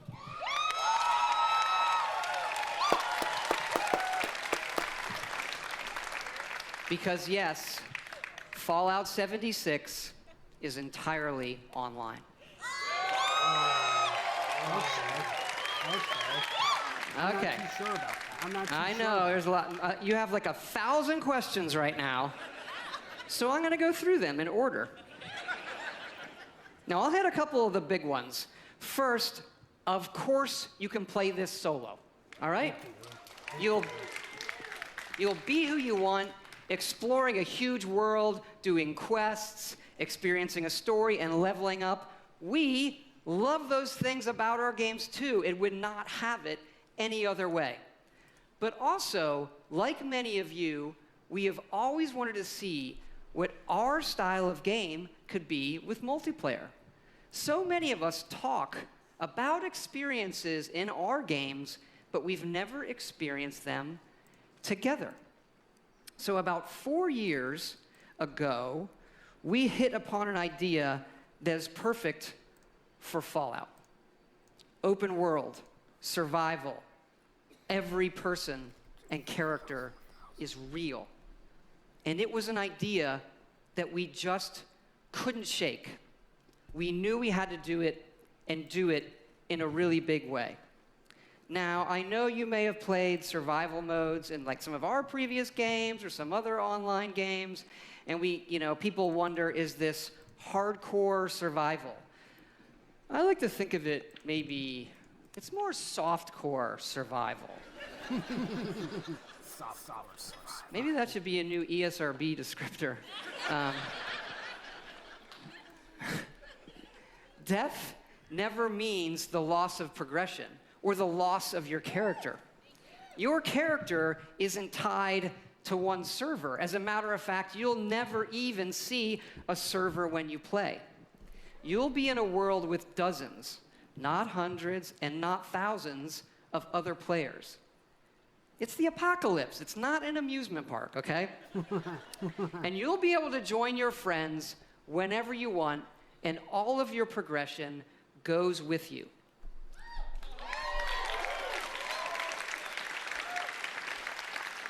When we think about games, we think about worlds and the choices that you can make, the stories that you create and tell yourself.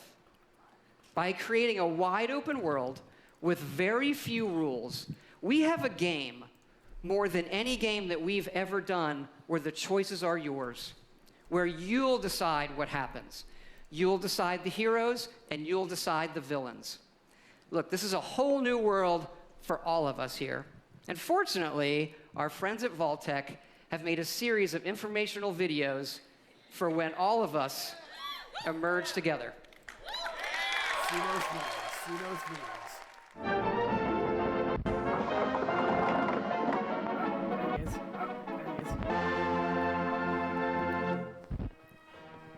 As you venture out into this new American frontier, some of your fellow survivors may not be neighborly.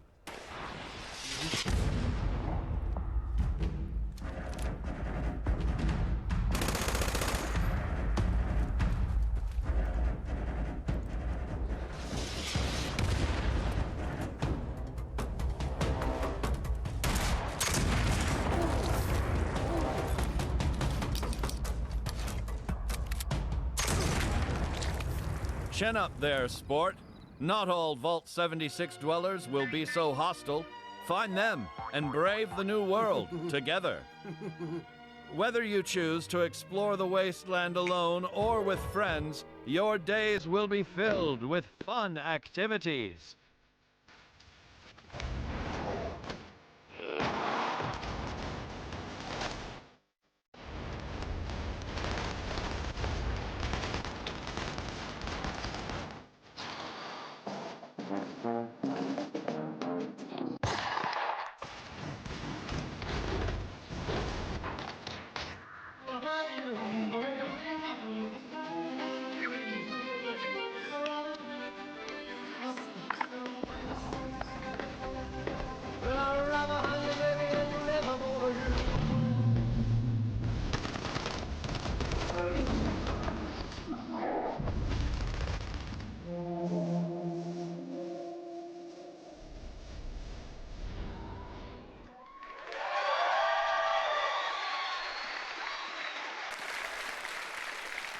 Like previous Fallouts, you can play this game solo in Quest. But the easiest way to survive in the wasteland is to team up and build together. And in this one, you can build wherever you want. And you can also then move that to wherever you want.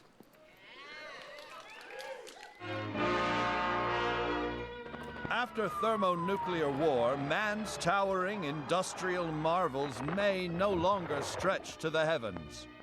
What separates man from beast? It is his desire to build. Get started with camps. The construction and assembly mobile platform. Construct your home of the future. With your home secure, you can now craft handmade ordnance at your leisure to give your altercations that personal touch. It falls on you and the ingenuity of your fellows to rebuild the America we hold dear.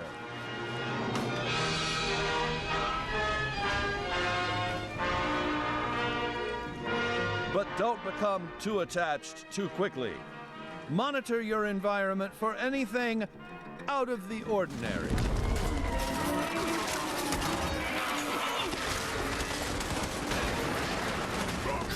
The home of tomorrow may undergo certain challenges. After a crisis, work with your neighbors to ensure success. There's no I in nuclear wasteland. Document your adventures. Your memories will shape the new American dream. What's that sound? Oh dear. There goes the neighborhood. Yes, yes. Heavenly. Goodbye, neighborhood. Yeah, we love dynamic game systems.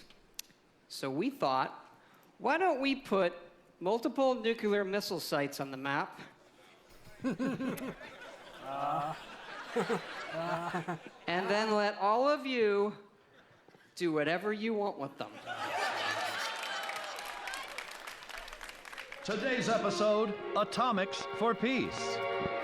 When you emerge from the comfort and safety of your vault, the world you know will have changed. Take your friendly old neighbor, Johnny. Rather than coming over to borrow a cup of sugar, he may now be coming over for murder. The time has come to seek out the backyard. But how does a fella like you acquire nuclear weapons, you may ask? Begin by inquiring with the locals. Gently coax them into cooperation. Use a little elbow grease if you have to.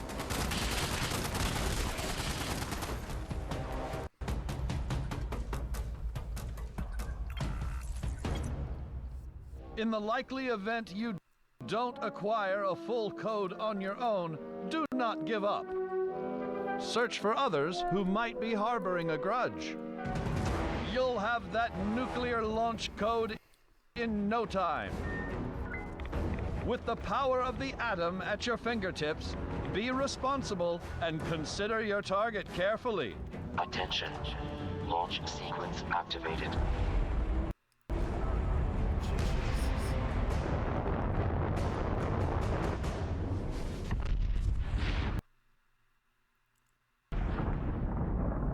Will your bomb land on a rival camp of degenerates? A random stranger?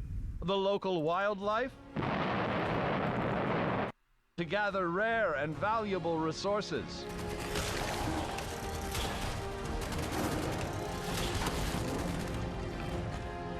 Yet these rewards don't come without risk.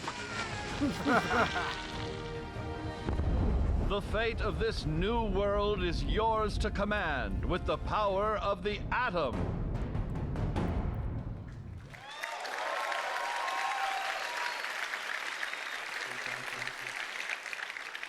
We know you've played a lot of our games and a lot of online games, but this one really is unique. We have built a platform, 100% dedicated servers that will support this game now and for years to come. And look, we know this is new for all of you. It's new for us. It's a little bit scary. And to that end, we're going to need your help. Because yes, we are going to have a beta. And it is sponsored by our friends at Vault-Tec as well, the Break It Early test application. Because evidently, these online games are hard, they can have some nasty issues, I read on the internet that our games have had a few bugs. I did. I read it on the internet, so it's true. And that sometimes it doesn't just work. Anyway, we know together that we are going to build something really special. And we also know that all of you love our special editions. And we have an awesome collector's edition for you. It starts with a map of the world that glows in the fucking dark. And it's great. It's so cool. It comes with figures you can put on the map. And it also comes with a Fallout collectible that really I've always wanted, so we made them for everybody to buy, and here it is. Straighten up and fly right. Straighten up and fly right. Straighten up and fly right. Cool down, Papa, don't you blow your top. Ain't no use in diving. What's the use of diving? Cool down, Papa, don't you blow your top.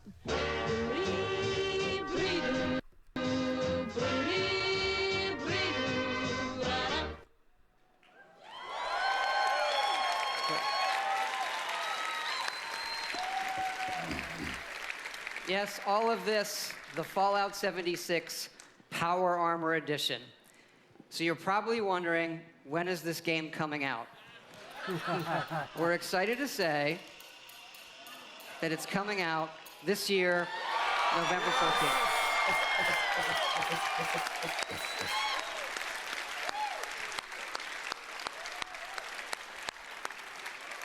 Thanks again for all your support of Fallout. It's been 10 years since Fallout 3, our very first one. And it's been an incredible journey with all of you. We do have another Fallout anniversary that we are celebrating here at E3. It is the 3-year anniversary of Fallout Shelter, which we announced and released right here at E3. And we have some cool surprises for you. Fallout Shelter is coming to the PlayStation 4. Yes! And because that guy said it, it's also coming to the Nintendo Switch. You can play it with the Joy-Cons or touch controls. And yes, it's still free. And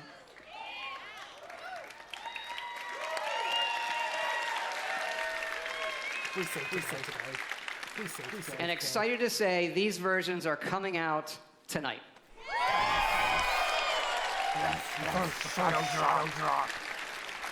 Again, thank you so much for your support of all that we do coming here tonight. When we see how many of you our games have touched, it's incredibly special.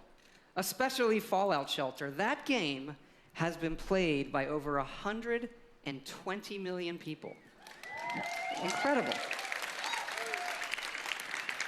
That is more people than every game that we have made combined. Incredible.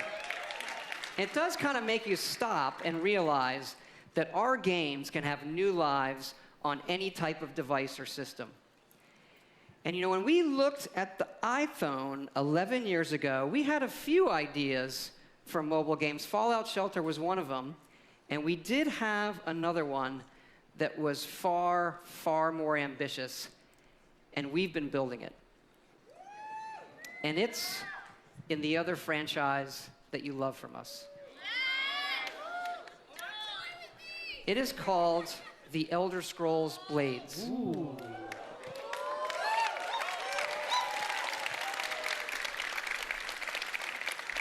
Like Fallout Shelter, we wanted an experience that we were not finding anywhere else. Here it is. Blades, at its heart, is a pure Elder Scrolls game. A massive first-person RPG with console quality graphics, but with a uniquely mobile experience. Believe me when I say you have to see this running on an iPhone 10. This gigantic screen does not do it justice. You can tap to move or use dual sticks. Combat is all new, and it follows your specific movements and timings. That is cool. That is very cool.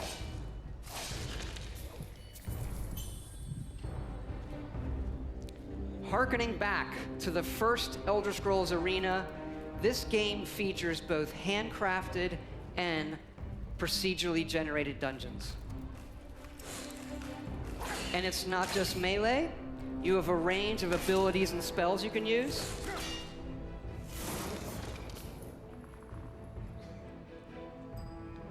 And of course, you can create your own character and be who you want to be, improving them, leveling up, picking new abilities.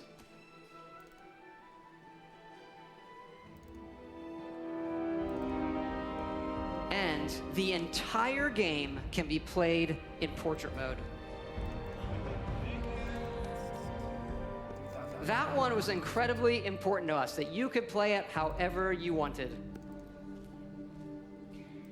You never know when you'll need a free hand. To hold your coffee, what do you... Degenerates.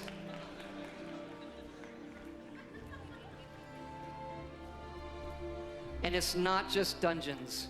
It's incredible outdoor areas. Yes, running on a phone. It really looks and plays incredible.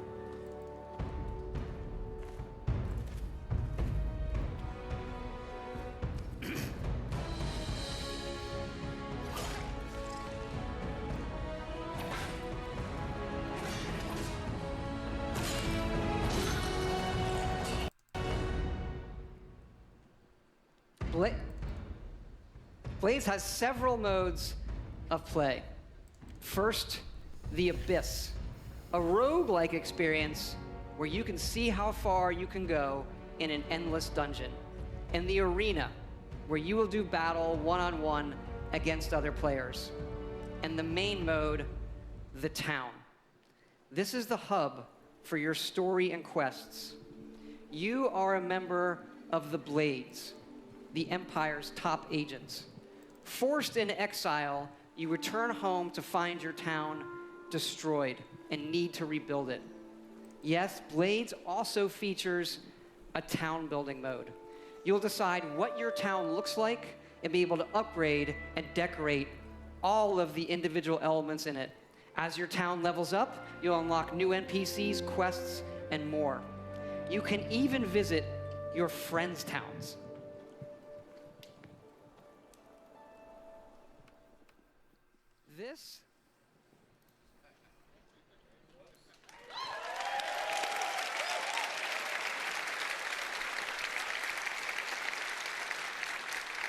This is an Elder Scrolls game that you can play however and wherever you want. And we are going to bring Blades to every device and system we can.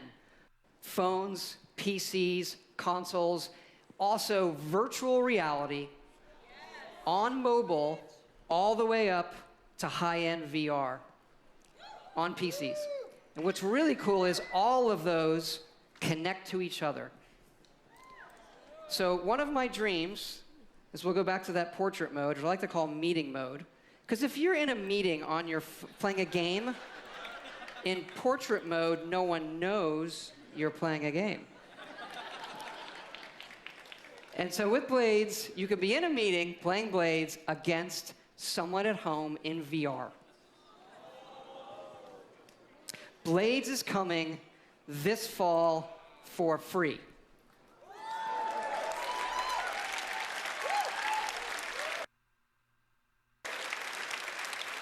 And you can pre-order it tonight on both the Apple App Store and the Google Play Store. Also, this week, go to playblades.com and register for early access. If you're here at E3, Blades is going to be playable in our booth. So please, come by and check it out. You really need to see it running on the phone. We'd love to see you. Please come by.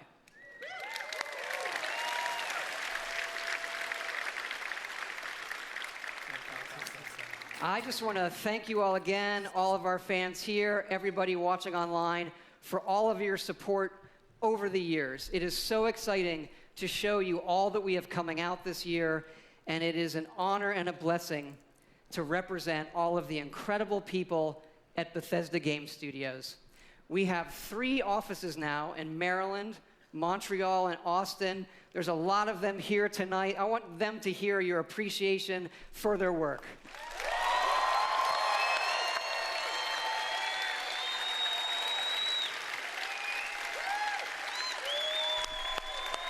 Thank you.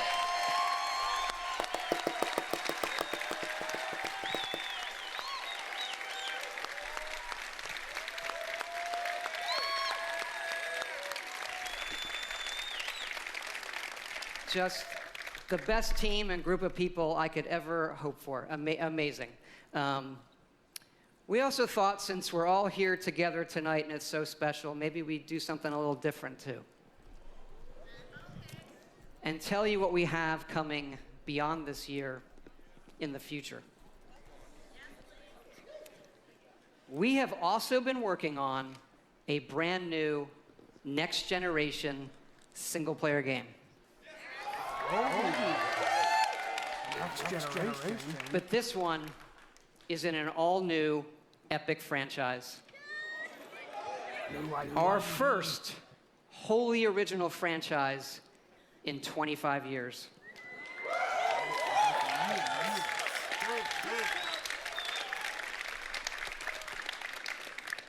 We're excited to announce our next adventure.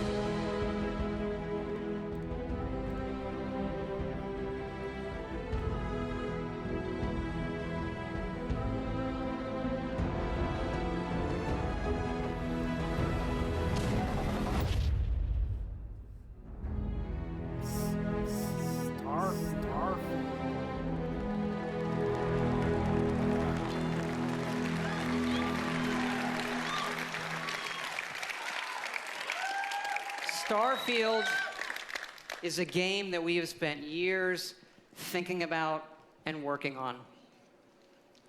Something we feel uniquely positioned to pull off and that we're incredibly excited about. But we're also building toward the game after that. And it's the one you keep asking about.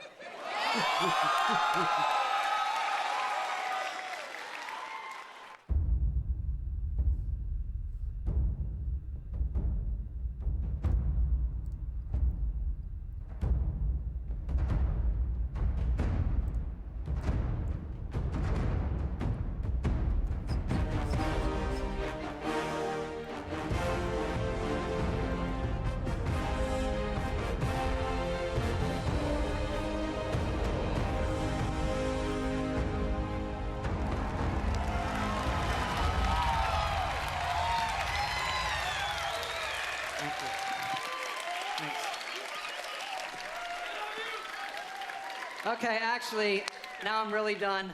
I just want to thank you all for your time tonight, the time you've spent in our worlds. We'll see you out there.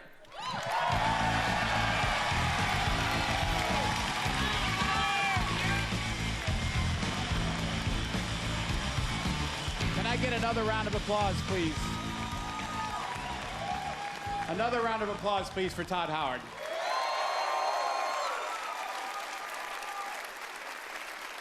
We only get him up here like once every 3 E3s, but boy, when he shows up, he brings the goods. Thanks also to all of our studios and teams around the world who are so dedicated to giving our fans the very best games. If you're a gamer on any platform of any kind, we think we've got something for you. And I hope you're as excited about what you've seen tonight as we are, whether it's a new Fallout game, a new Elder Scrolls game from Bethesda Game Studios that you can play on your phone for free, Rage 2, Doom Eternal, and so much more. We're really excited. Now, remember, if you want to be one of the first to play Elder Scrolls Blades or join the Fallout 76 beta, you need to go to Bethesda.net and register. It's easy and it's free. For all of you here with us tonight, thank you so much for joining. The party is going to continue afterwards. For everyone else around the world, thank you so much for joining us. Everyone have a good night and a great E3.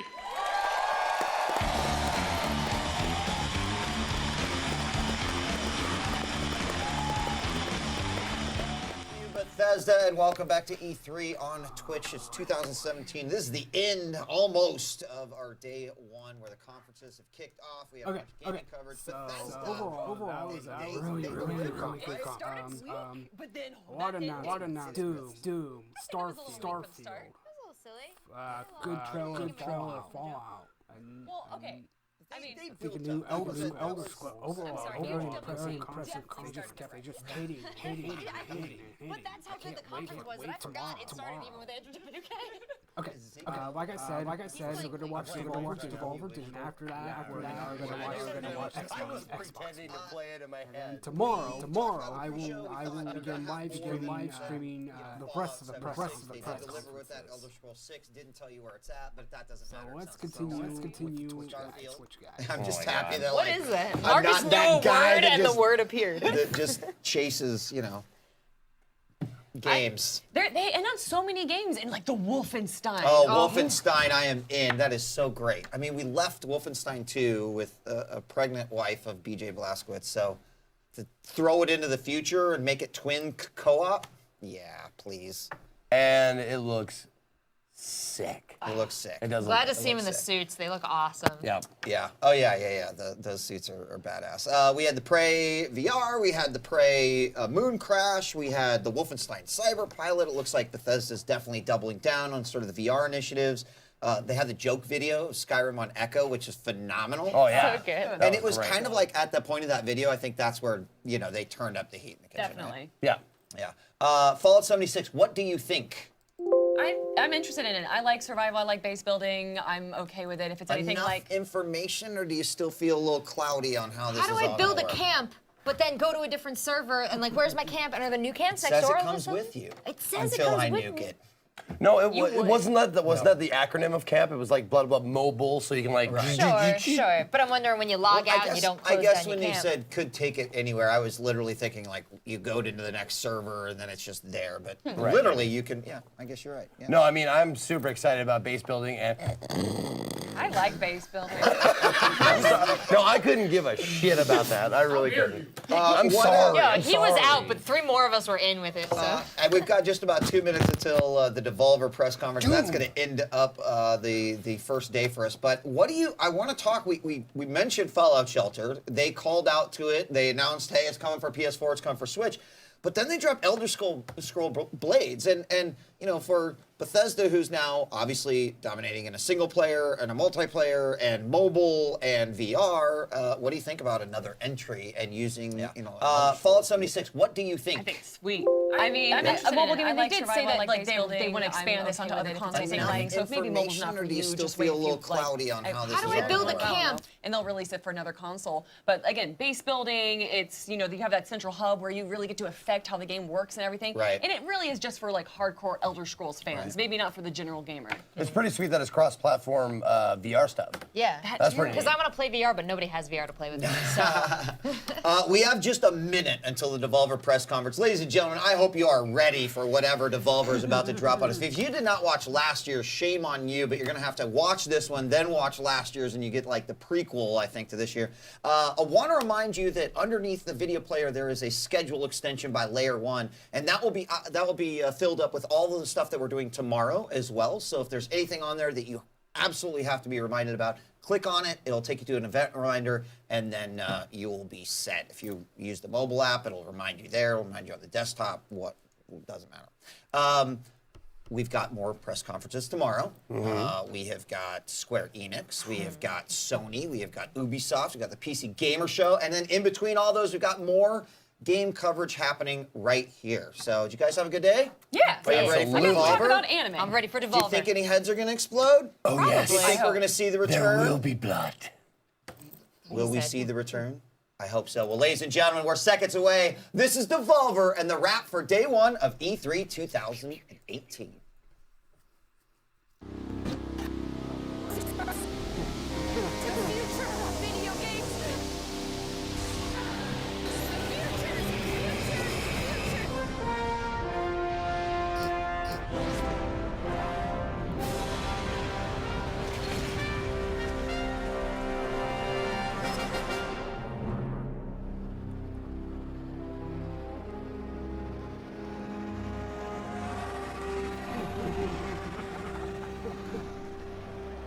Ladies and gentlemen, Devolver Digital's new, very permanent CEO, Cinco Miller. Heck yeah! That's what I like to hear. Keep it going, keep it going, keep it going, full steam.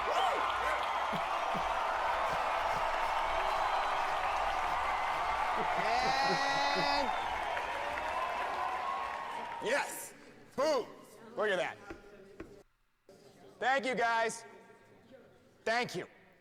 And thank you so much for coming to our little shindig here at the Dave Lang Memorial Theater. What an event, am I right? Big deal. Heckin' big deal. Yeah, give it all the way up for the expo, everybody. And yes, look at that. That's all you. You're killing it. Killing it. And you know what? So are we. So are we.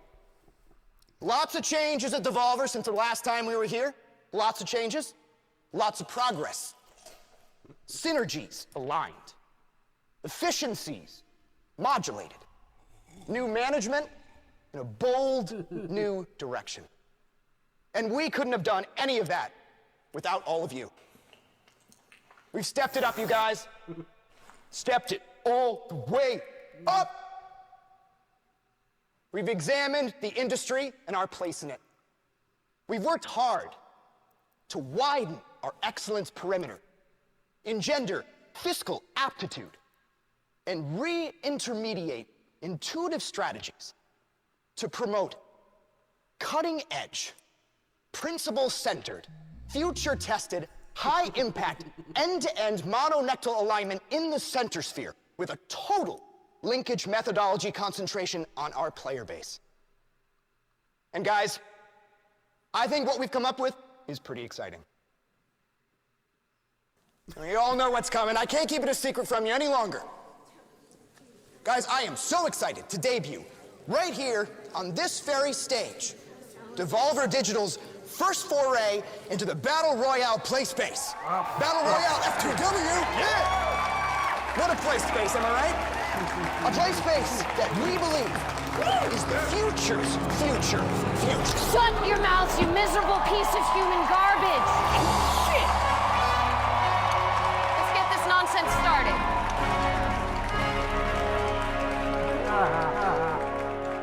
I read on the internet this one time that some of you had some proper shit to say about our press conference last year.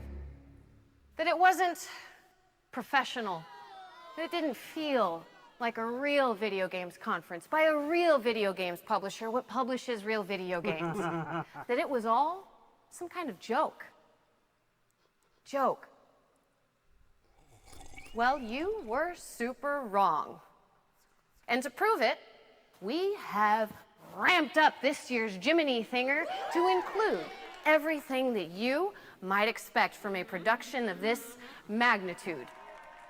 This year, we have overly flashy graphics to distract you from mundane dialogue.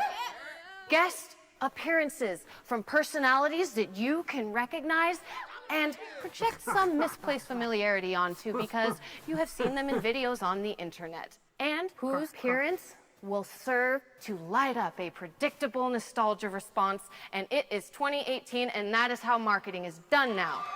We also have this little guy, faking like he's playing a new game on the screen, despite it clearly being a pre-scripted sequence, meticulously planned out and pre-recorded months in advance. But what stood out most of all, what really stood out in the flaming trash pile, idiot island, in the unending ocean of unrequested feedback from last year's press conference was that you, simpletons, yes, you stinking bug-fuck shit minions, seem to think that we didn't provide enough new games reveals, first looks, or whatever else you think might have made your dumb little life a little less pointless in that one moment on the internet that one time. And that hit us right in the feels. So this year, we are bringing you those new games, those first looks, those reveals for projects that you never thought possible. The first is from Gamepires. It is their Supermax survival sim Scum. You should buy it. It is going to make us huge numbers. It's probably pretty great, but I won't know because I do not play any of this garbage. Roll the garbage!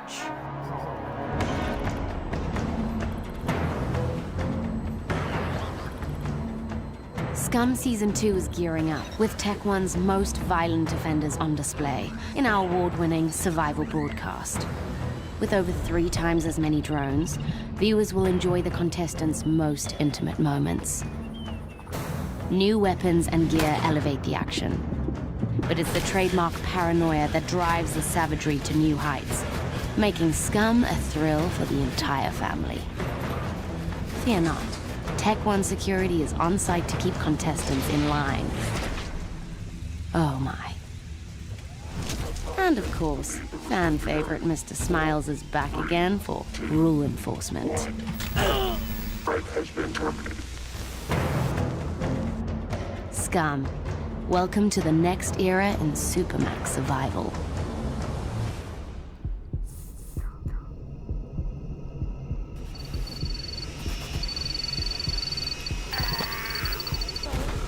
All contestant corpses will be reused in Scum per government regulations.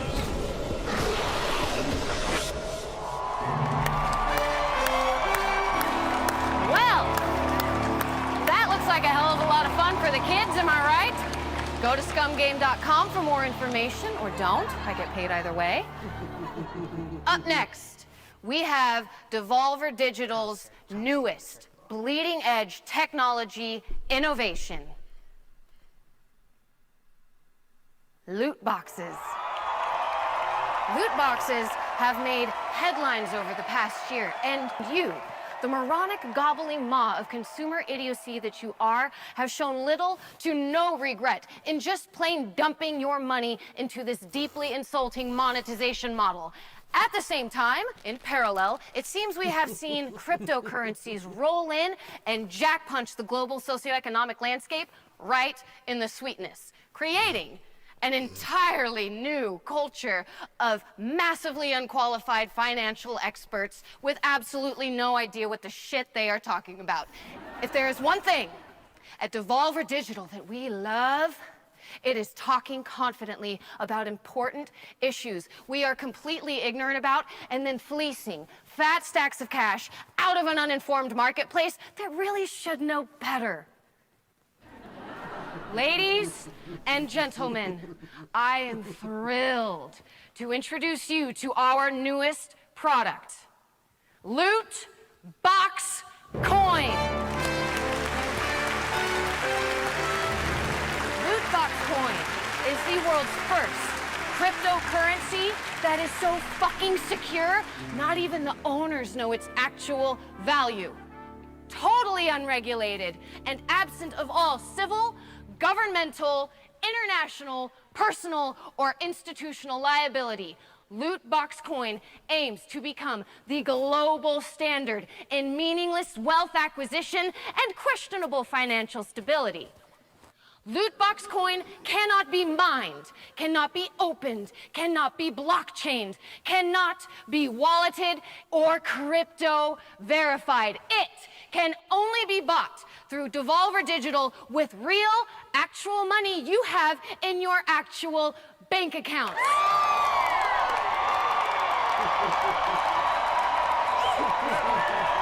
Upon purchase, one of our hastily trained economists will create and send you an actual physical loot box coin just like the one I am holding right here in my motherfucking hand. What is it worth? I don't know. What can you buy with it? Probably nothing. Does the US government consider it a form of gambling? Fuck if I care.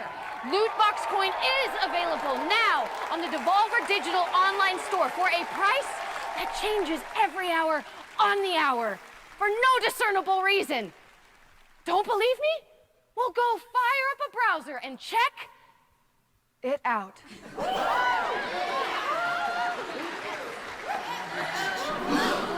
Up next, we have a game that some of you may have seen on the socials via hilariously violent GIFs from developer Dead Toast. It's pronounced GIFs.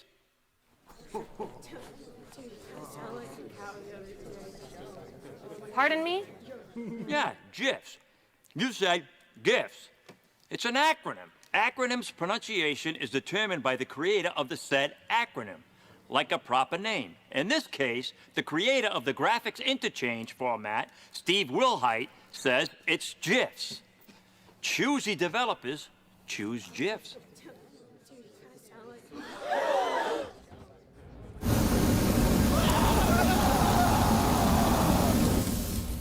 Anyway, here's my friend Pedro. I've never been particularly fond of violence, but these are bad people. Bad people that need to be stopped. So let's get crazy. Let's get weird. Let's get, well, bananas.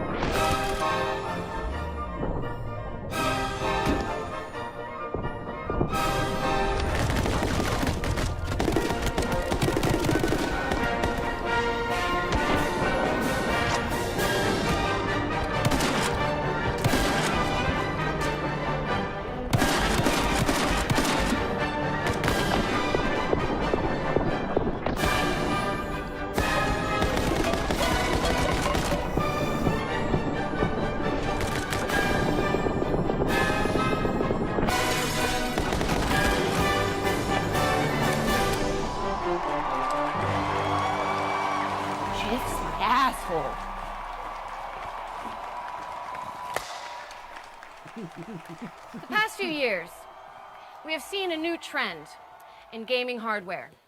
Companies reaching deep into their back catalogs to construct cute as fuck little miniature fun-size versions of their legacy hardware, overflowing with classic games of yesteryear, asking you to pay a ridiculous premium for games that you owned 20 years ago and will be utterly disappointed by playing again today. Somehow, you all are buying these things up en masse. You are paying triple sticker price to some creep selling them out of the back of his car next to a dumpster out behind Taco Bell. And not the nice Taco Bell, but the sketchy one that sells fried chicken and pizza and always smells faintly of a mop bucket filled with purple drink and puke. You love these little nostalgic cash grabs, and we have no fucking idea why. But who are we to pass up on this unique opportunity to separate you from your money Margaret.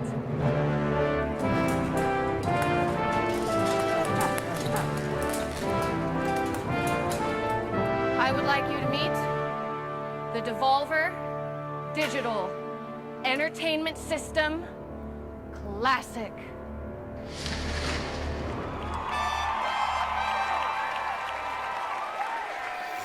This adorable box of plastic and nostalgia comes preloaded with 25 of your favorite classic Devolver games. Jeffrey. Yes, Mother. Drop that super legit live demo game controller and come on up here. Show these people the magic that is the Devolver Digital Entertainment System Classic. The Devolver Digital Entertainment System Classic packs an SFPGA processor by Swedish manufacturer Lockheed AB. This is a Sega Dreamcast. Shut up, Jeffrey. Rocking You repainted a Sega Dreamcast. Just putting it out there. Look, these aren't even plugged into anything. this is a Metal Wolf Chaos disc that was only released on the Xbox. It's not even a Devolver game. And it's Japanese and not real also. So. Margaret.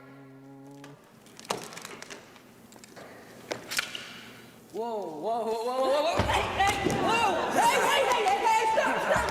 Hey, stop! Now, it is time for our last game reveal of the evening. I know. But this one will really get the blood flowing to your nethers. It is 2004.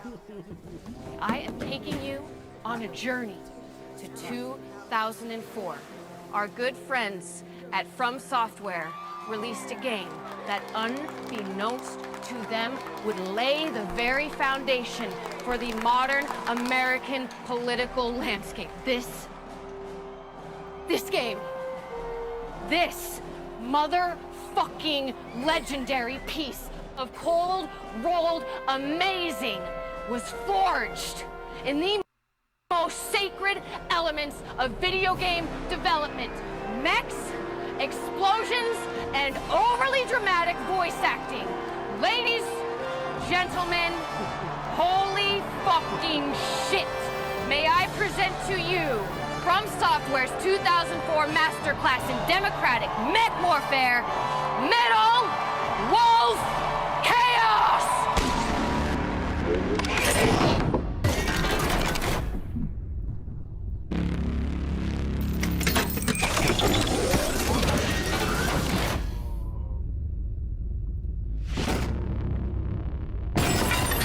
Let's party! Welcome to the White House.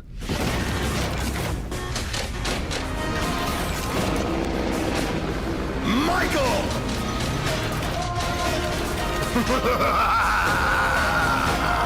Richard!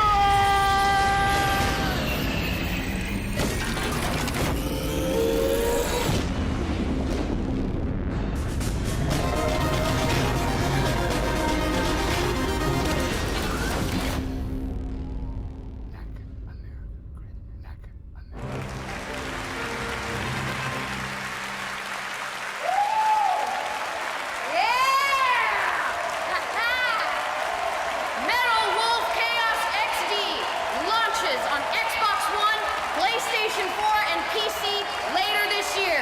Go to MakeAmericaGreatAgain.com to throw money at your screen. Thank you. Well, that does it for this year's Big Fancy Press Conference 2018. It has been swell, but the swelling has gone down. Have a lovely night. We will see you all next year. Be sure and get validated on the way out. Okay.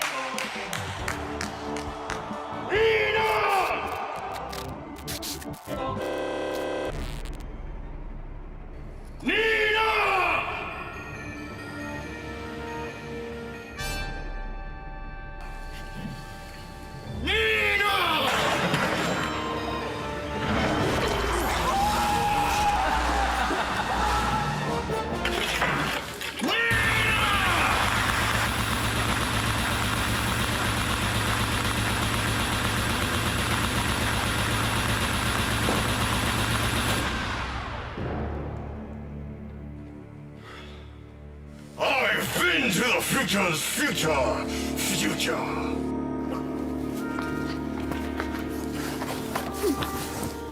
They'll fix you. They fix everything. Take a look.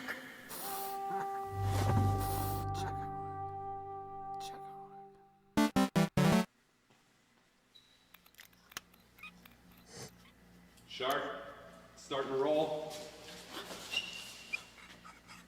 Shit. Let me see. Bring in the LED. Lock it down.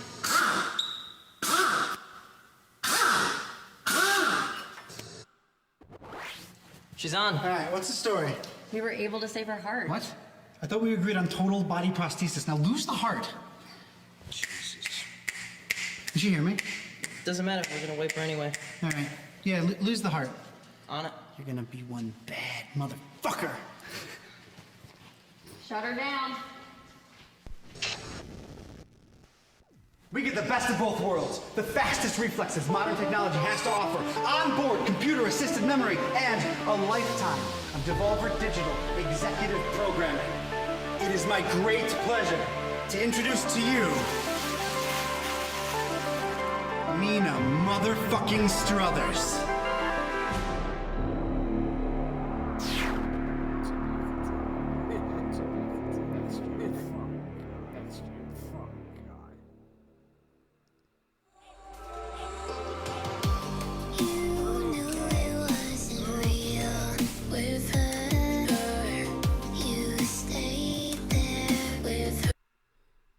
Okay,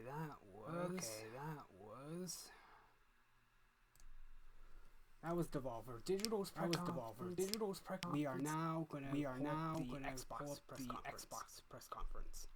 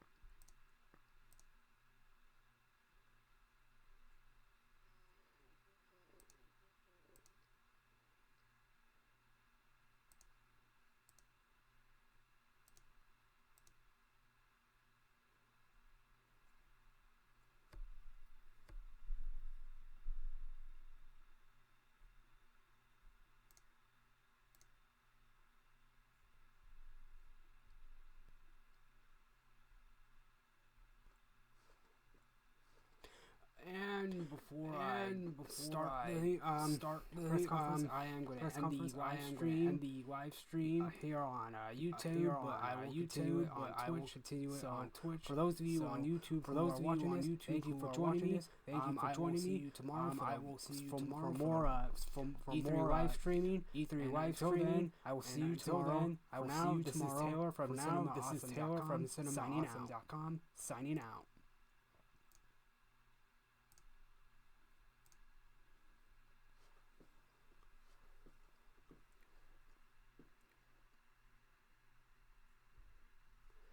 Okay.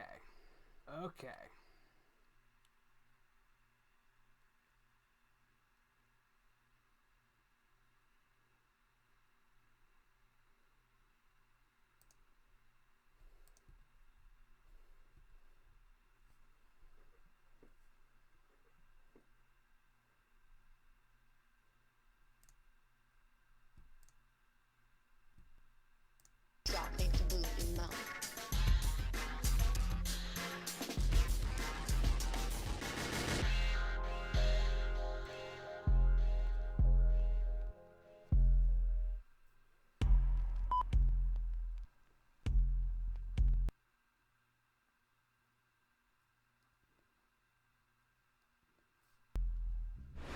Machine, my beat machine, my beat machine, my beat.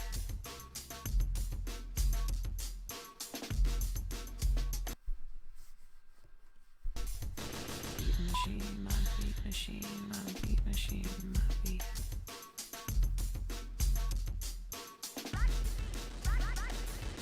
Wag that tail like I'm coming home. Make the booty drop, make the booty mouth. Gotta get wag that tail like I'm coming home. Make the booty drop, make the booty mouth.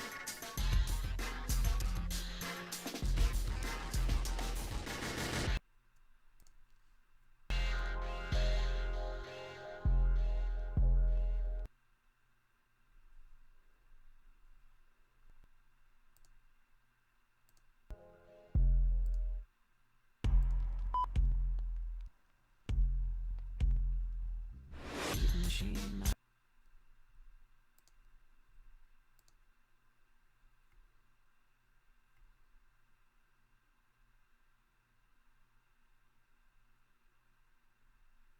beat machine, my beat machine, my beat.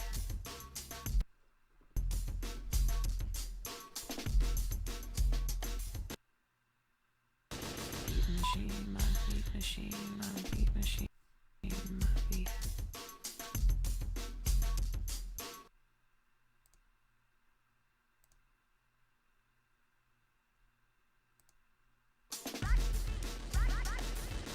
Wag that tail like I'm coming home. Make the booty drop.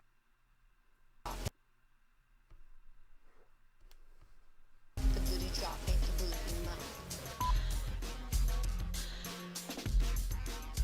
Gotta get wag that tail like I'm coming home. Make the booty drop, make the booty mouth.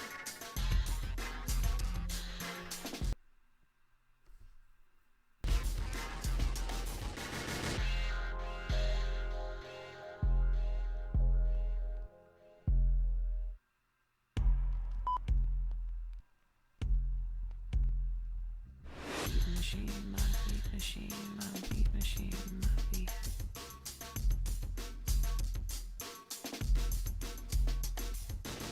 Machine, my beat machine, my beat machine, my beat.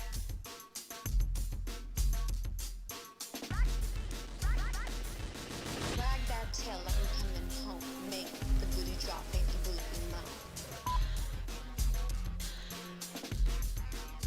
Gotta get wag that tail like I'm coming home. Make the booty drop, make the booty mouth.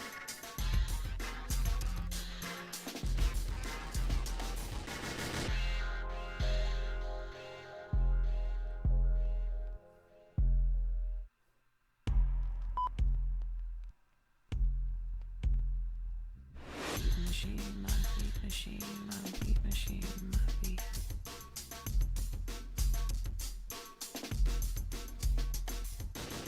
Machine, my beat machine, my beat machine, my beat.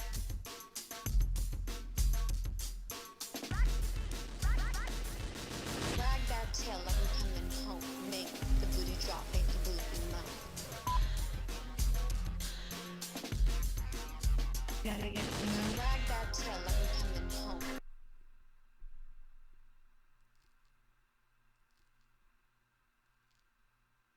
Make the booty drop, make the booty mouth.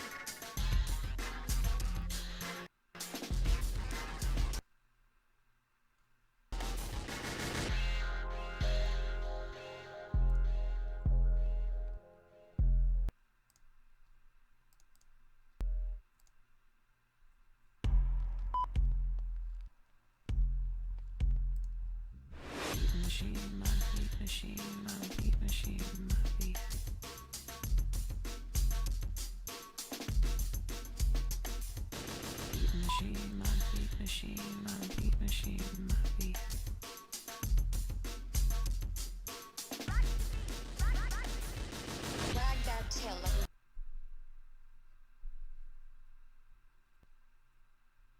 coming home. Make the booty drop, make the booty moan.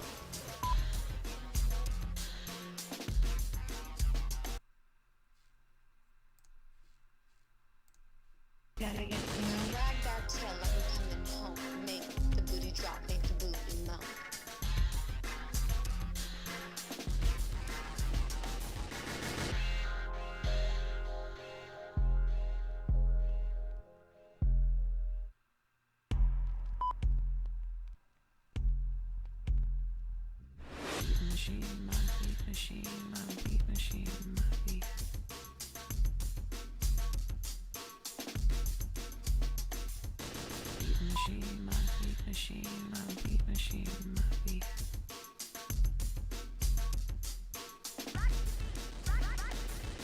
Wag that tail like we're coming home. Make the booty drop, make the booty moan.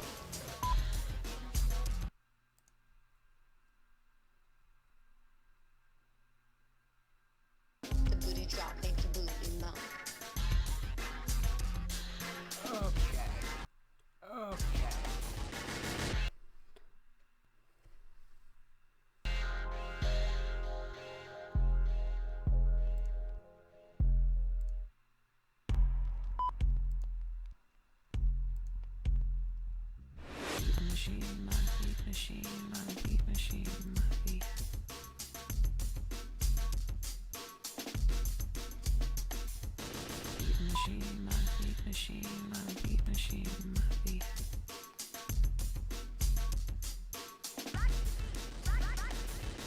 Wag that tail like we're coming home. Make the booty drop, make the booty moan.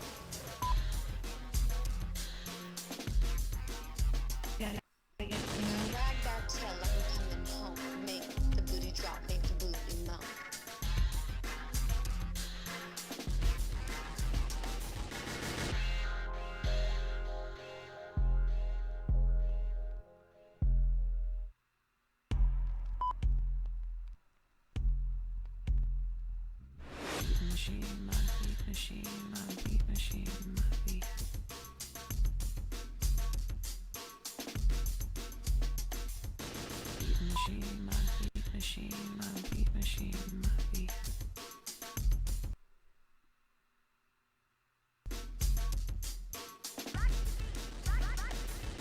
Wag that tail like we're coming home. Make the booty drop, make the booty moan.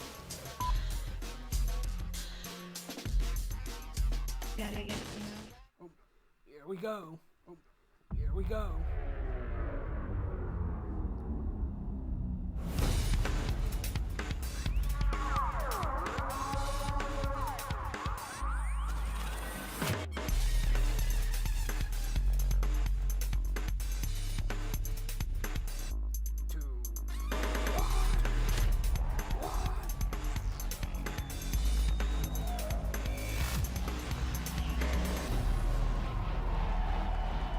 This is the Xbox E3 2018 briefing.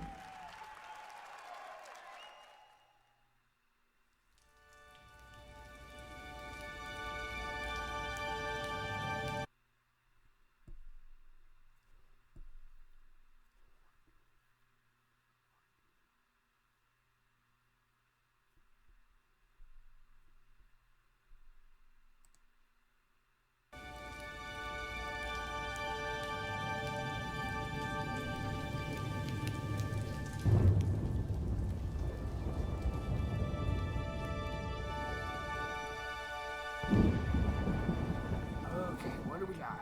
Okay, what do we got?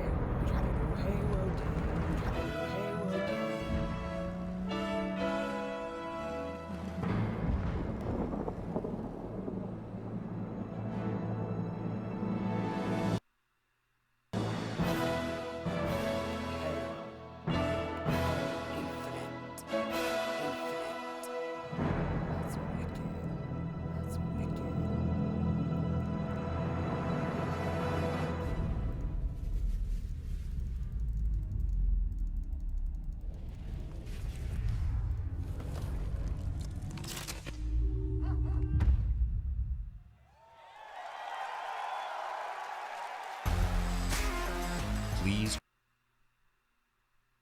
welcome the head of Xbox, Phil Spencer.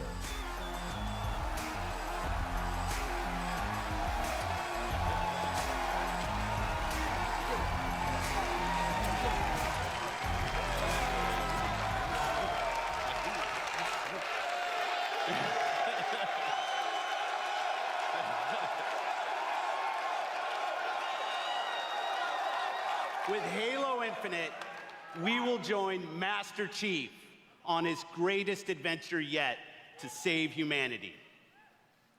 We're now at a moment of exceptional creativity in gaming. We can't wait to show you what Creativity Unleashed looks like for you. So to all the gamers around the world, across time zones and languages, to every single person watching us on TV and on Mixer, and to our largest ever live audience, the thousands of you with us right here in the Microsoft Theater, welcome to E3 2018.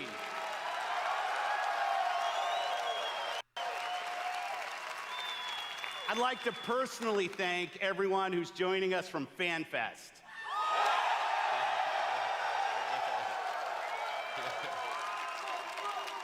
100% of the proceeds from your FanFest tickets are going to Gamers Outreach. Thanks to you, kids in children's hospitals get to game with their friends in their favorite worlds. It's a great cause. That's what I appreciate most about gaming. Gaming brings us together. Gaming connects us. It inspires our truest cooperation. It creates some of our fondest memories of competition and our deepest conversations about the stories within games. Most of all, gaming fosters real community. It reaches across age, ability, race, gender, and geography. This is why I've always believed, and will always believe, that gaming is the great unifier. And what unifies us is our shared love of this art form. Legendary characters who captivate us, not just for 10 hours, but for 10, 20, 30 years. Bold stories that inspire the hero within us. Iconic worlds that are so richly imagined, we feel excitement in the air and danger on the seas. As gamers, we are at a momentous time where creative vision and cutting-edge technology together are delivering the art form we love. So, for months, our teams and I have traveled the world, meeting developers from Japan to Poland, from the UK to the Ukraine, from big studios to single developers, creators who seize the full power and potential of Xbox One to express their most daring vision for games. Today, we've curated a bold showcase of their best work, and ours. 50 games, 18 titles with exclusivity, and 15 world premieres. Some will be first-timers on this stage, and others will be first-timers on any stage. All are imagined by the industry's greatest talents.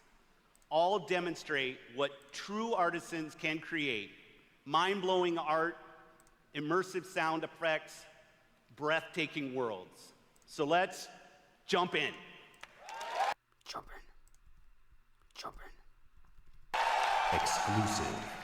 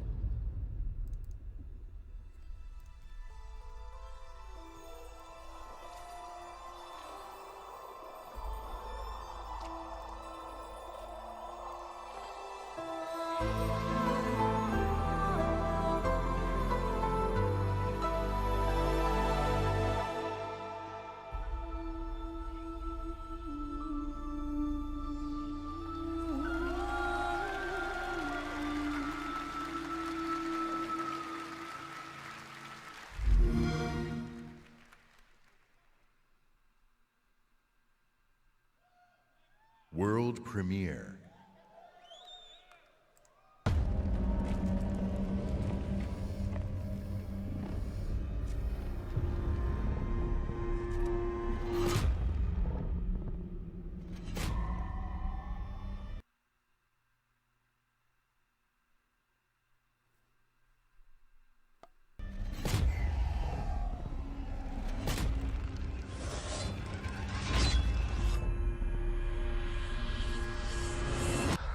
So you're awake. Looks like death is not your fate. Just yet.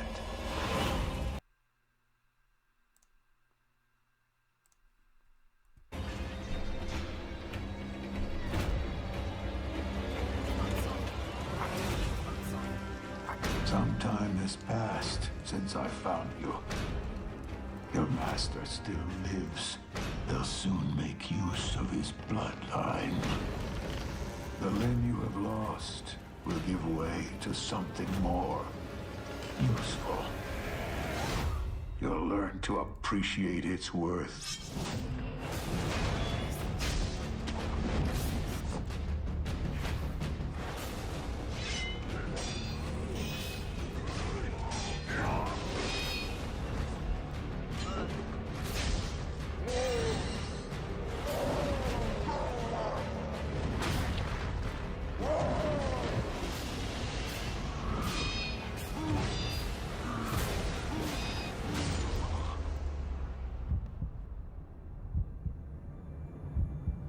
Your death won't come easily.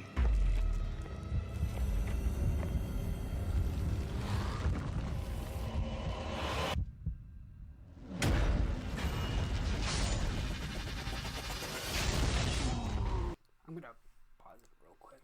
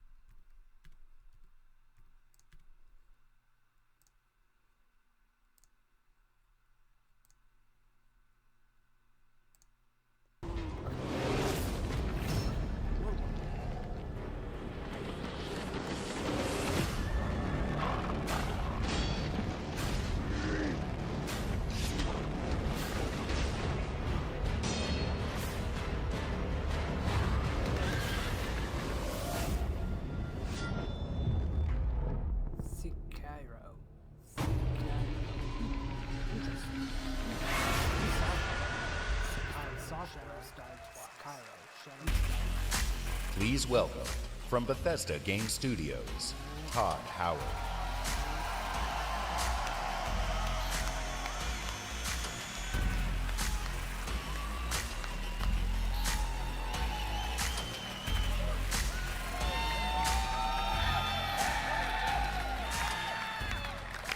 How's everybody doing? It's great to see everybody again. You know, actually, the Bethesda event is a few hours right after this across the street. And Phil said to me, I'm having a few friends over. Why don't you stop by?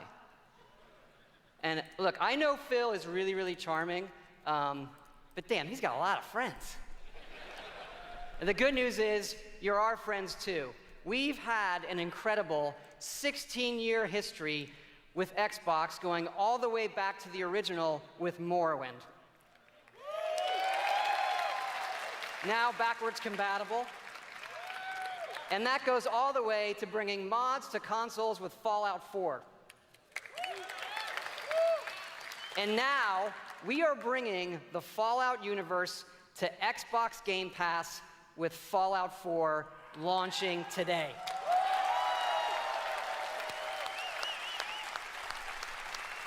And hey, since we're here, we thought we'd give all of you an exclusive world premiere first look at Fallout 76.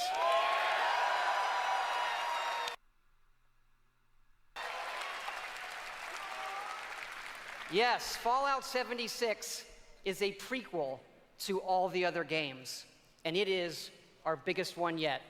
It is 4 times the size of Fallout 4. I'm sorry, guys, but I gotta adjust something that buffer this.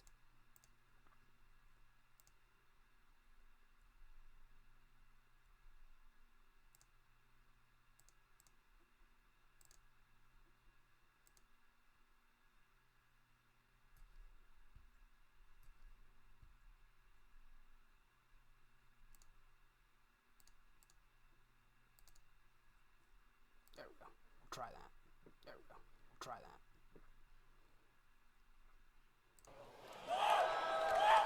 Set in the hills of West Virginia, you are one of the first to emerge into an untamed and very different wasteland.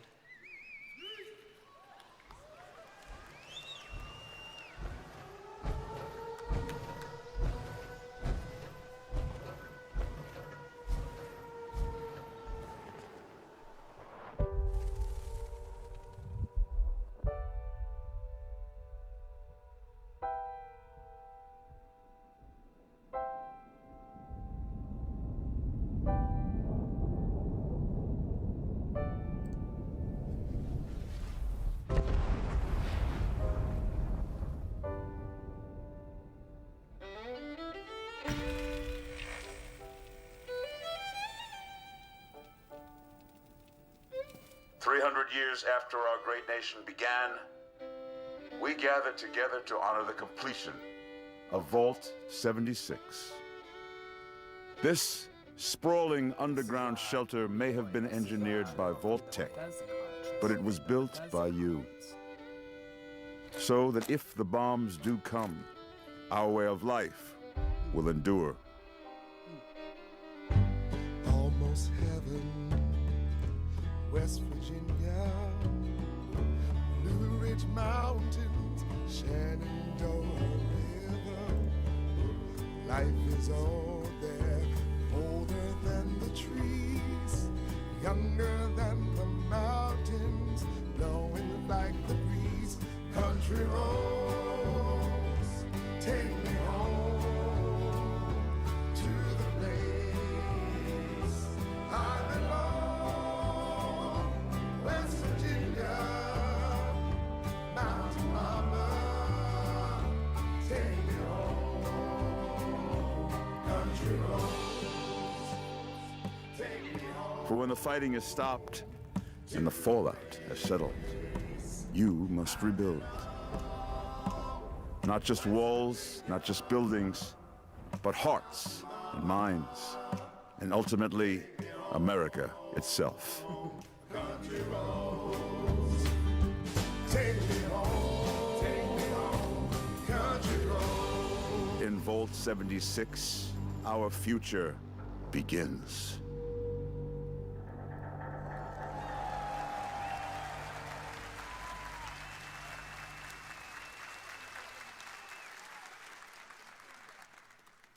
World premiere. Spirit of my silence, I can hear you, but I'm afraid to be near you, and I don't know where to begin, and I don't know where to begin. It's just me, Captain Spirit. This is Chris to the Flying Fortress. Have you spotted snowmancers? Not yet. Keep me posted. Chris, breakfast. Okay, Dad. You're drinking beer? I don't don't need a lecture from my son. I always get picked last for the team at school, and they never throw the ball to me. They can't tell stories like you can they? No way. Start the launch. Too late! Emergency!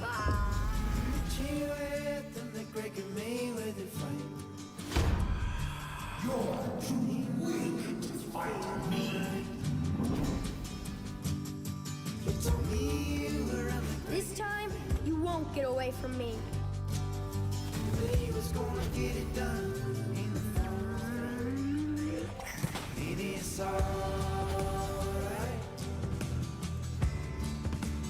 I miss Mom's smile. Me too. You're probably gonna change the world. I hope so. I know so. Captain Spirit is here! The Awesome Adventures of Captain Spirit. Download for free from June 26th.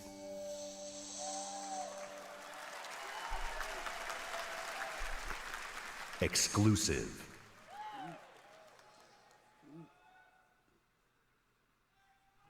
Commander Jack on deck. Welcome to Crackdown 3, the only game built like me. Big, beautiful, like a skyscraper, falling at your face. If you want to play on my level, follow my lead. Somebody give me my jam. Chop, chop, chop. It's all about getting the jump on the enemy. No building is too high. 60 stories up, incoming! You gotta build up that raw power.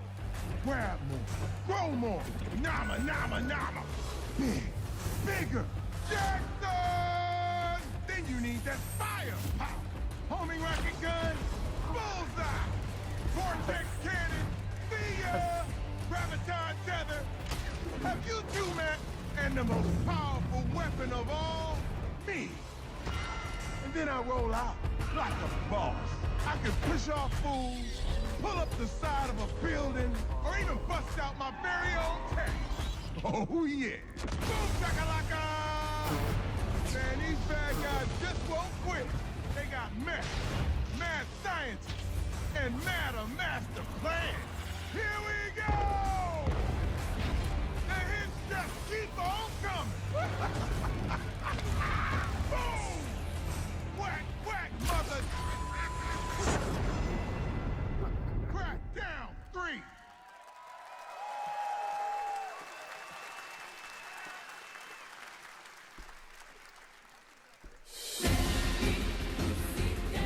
We will take back our world from the scourge of the machines!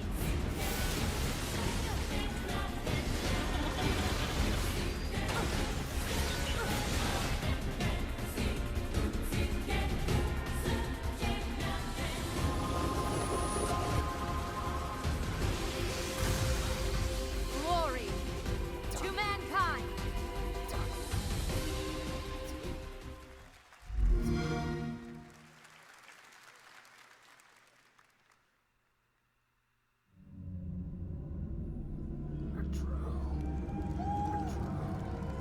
And the skies rained missiles, and the ground burned to ash, and the seas boiled, and people turned into shadows. So let us not fear the heretics at our door. Even with their iron steeds standing before us, stinking of machine oil and shining its heretical light upon us. Remember, most of the country has been destroyed or occupied. Even those who speak our language might be enemies, by conviction or out of fear. We will not falter! Let us steel ourselves against them! For this is our hour of glory! Amen! Let's move out, Artyom.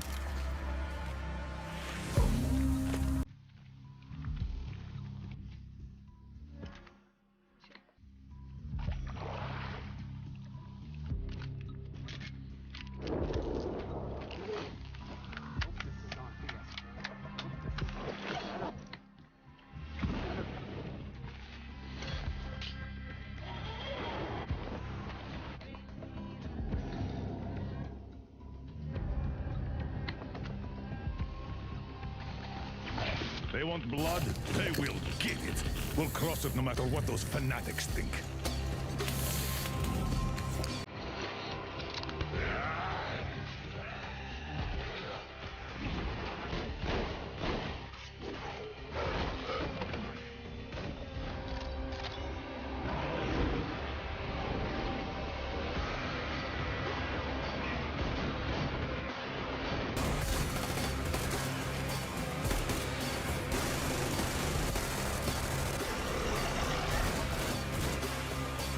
And if the heretics come for our lives, we will stand firm! So you got me, you damned heretics! Artyom, jump!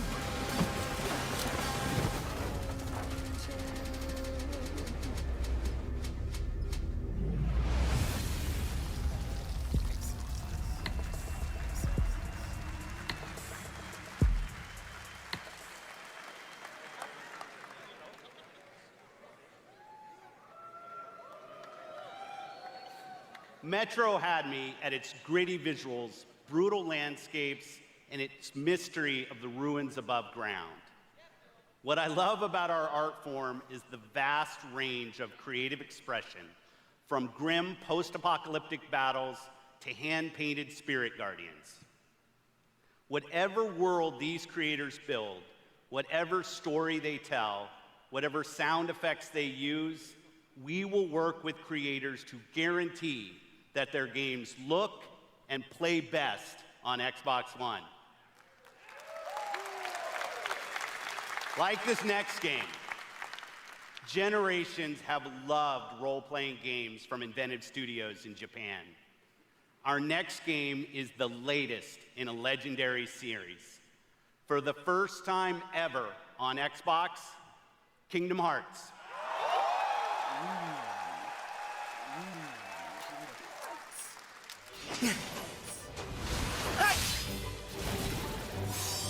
It's cold! Guess he's too used to the beach. Hey, Islander, what can I say? Look, even the sea's turning to ice. Wow.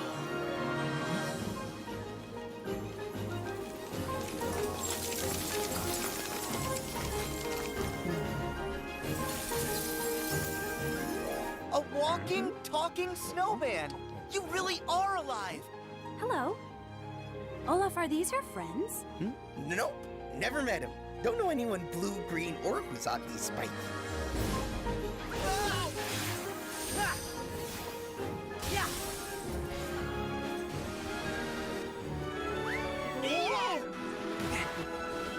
Give me strength!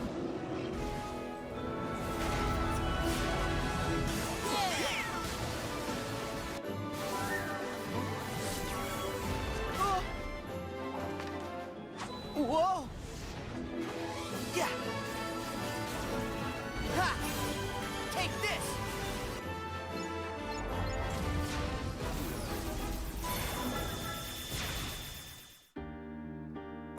Look out!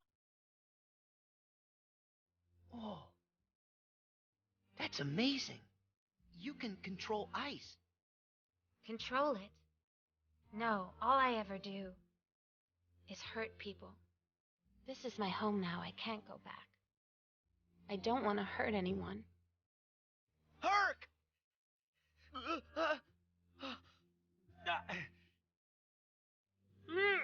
Look out!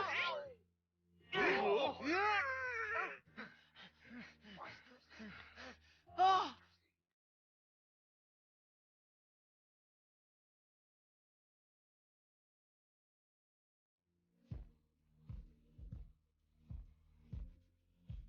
Roxas does exist.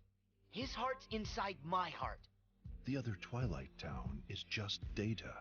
So what will Elsa accept? Light or darkness? I know I want to know. Well, good for you, but guess what? I won't let her fall to darkness.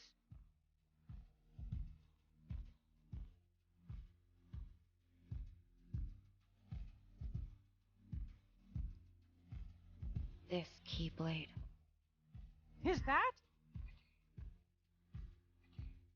Mickey,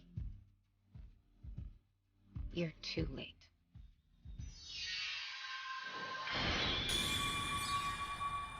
Interesting. Definitely really want to explore. Exclusive.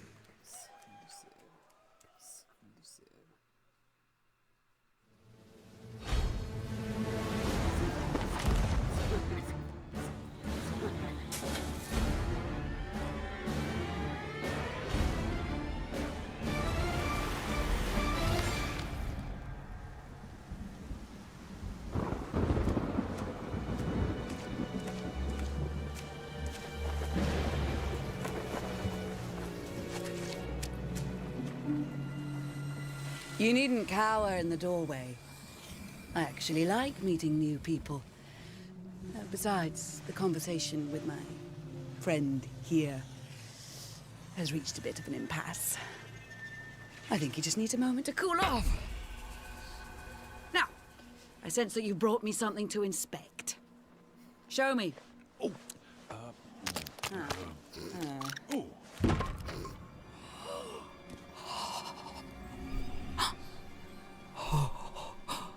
The waves of change roll throughout the seas, and a new land is revealed. The Forsaken Shores. A place of darkness, where fire and ash consume all. And from the depths, skeleton crews will rise to curse the seas. An ancient evil set loose upon the Sea of Thieves. You have delivered unto me a portent of doom most terrible. Oh! You just wanted to know how much it was worth, didn't you? Fine, I'll give you 10 for it.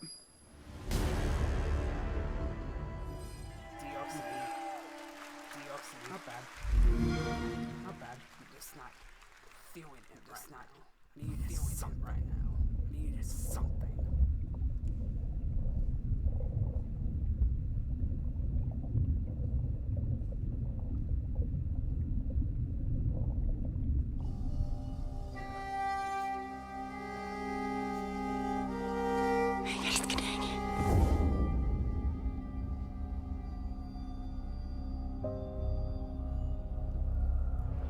Jeg har altid syntes, at landet deres var vakkert og forstyrrende. Da jeg kom hit som barn, fortalte de mig historier om skapninger og monstre.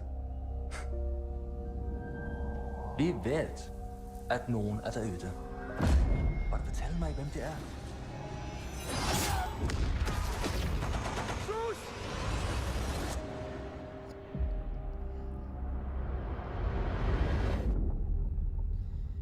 Battlefield 5. Saw that Battlefield 5. Saw that yesterday. Exclusive. World premiere.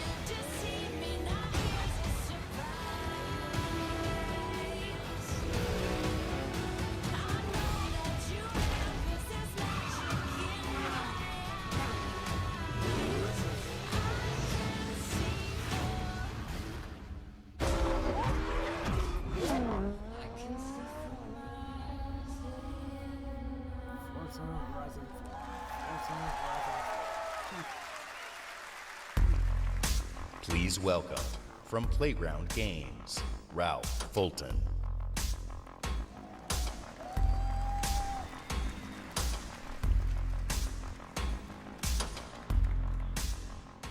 Thank you so much. It is fantastic to be here. Today, I am excited to show you the world premiere of Forza Horizon 4, set in beautiful, historic Britain.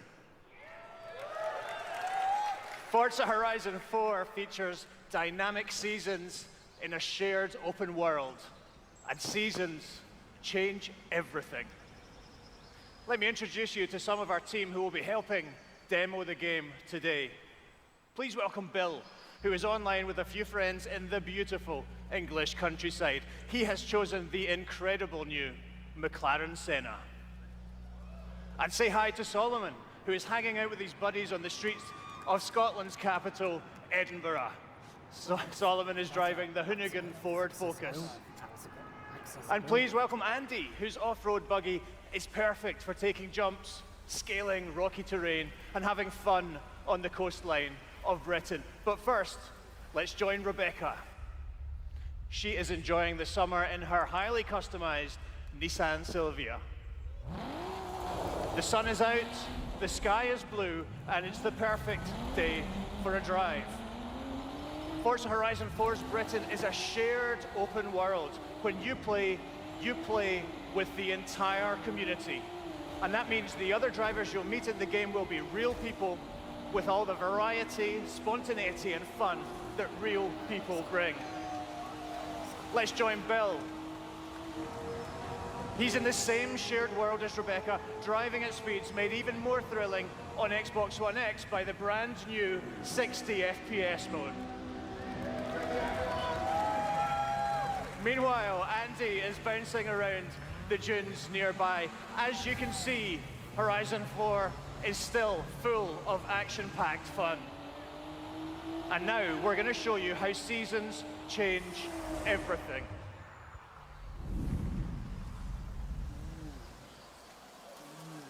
In Horizon 4, every season changes the world around you, with each bringing its own unique beauty and unique gameplay. One of the great things about this shared world is that it's easy to interact with the people you meet. Here, Solomon and Rebecca use the new quick chat feature on the D-pad to start a new friendship. It looks like Rebecca has found some like-minded friends. It's great to play solo, but it's better to play with others. Horizon 4 lets you seamlessly enter co-op from within the game world. Seasons, time of day, and weather conditions are dynamic, but they are synchronized for every player, so the entire community will experience them at the same time.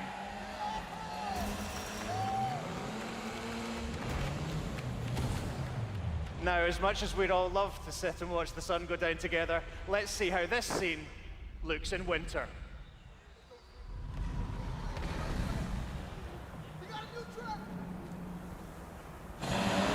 The entire open world changes beyond recognition. In winter, the lake has frozen solid, and previously inaccessible areas can be reached. The trees have entirely lost their leaves, and snow and ice cover the terrain. The visuals and the driving experience couldn't be more different.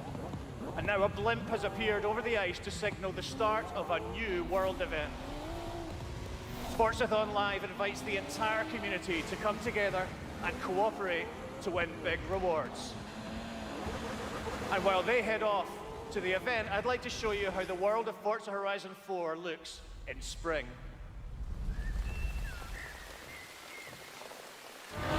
Once again, the world changes completely with the seasons, bringing new driving experiences, new gameplay, and new events across the whole world. Every season, there are new reasons to play Forza Horizon 4, and the huge, creative, fun-loving Horizon community will be there to enjoy them with you.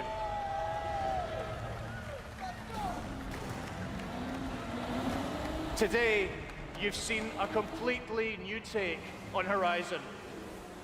In Forza Horizon 4, you will live in a vast, beautiful world in which dynamic seasons change everything. Forza Horizon 4 is coming to Xbox One and Windows 10 on October 2nd, and I am thrilled to announce that it will be included in Xbox Game Pass on the same day. Thank you so much. Please welcome back Phil Spencer.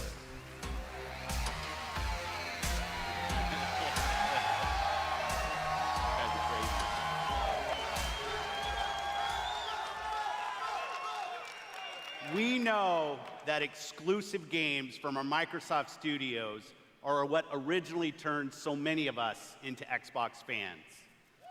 My team and I take our commitment to you seriously, to make Xbox One the best place for you to play and for you to have the best games on the world's most powerful console. This is why we're increasing our investment in our existing franchises that you already love. And this is why we are amplifying our investment in new worlds that will deepen your love for gaming on Xbox. We embarked on a quest to find creative teams that have the mastery of our art form.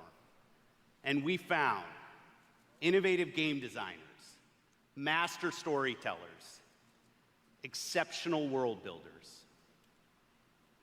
And now, I'm proud to introduce the creation of a brand new Microsoft studio, The Initiative. Led by Daryl Gallagher, a visionary storyteller who has worked across some of the most iconic franchises for over 20 years. This new Santa Monica studio is building a team of world-class talent to create groundbreaking new game experiences. And next, I'm excited to welcome Undead Labs to Microsoft Studios. This studio caught our attention with their visionary approach to building a zombie survival franchise. They just released their second Infestation into the world, and in the first 2 weeks, over 2 million of you have joined the fight to survive. Now, it's my distinct pleasure to announce that we have acquired Playground Games. This is one of the highest-rated studios of this generation, celebrated for their incredible craftsmanship. Not only will Playground Games continue to work on Forza Horizon, they're bringing their open-world expertise to an entirely new project. We can't wait to share more about that later. And for the fourth new studio, it's my personal honor to welcome Ninja Theory to Microsoft Studios.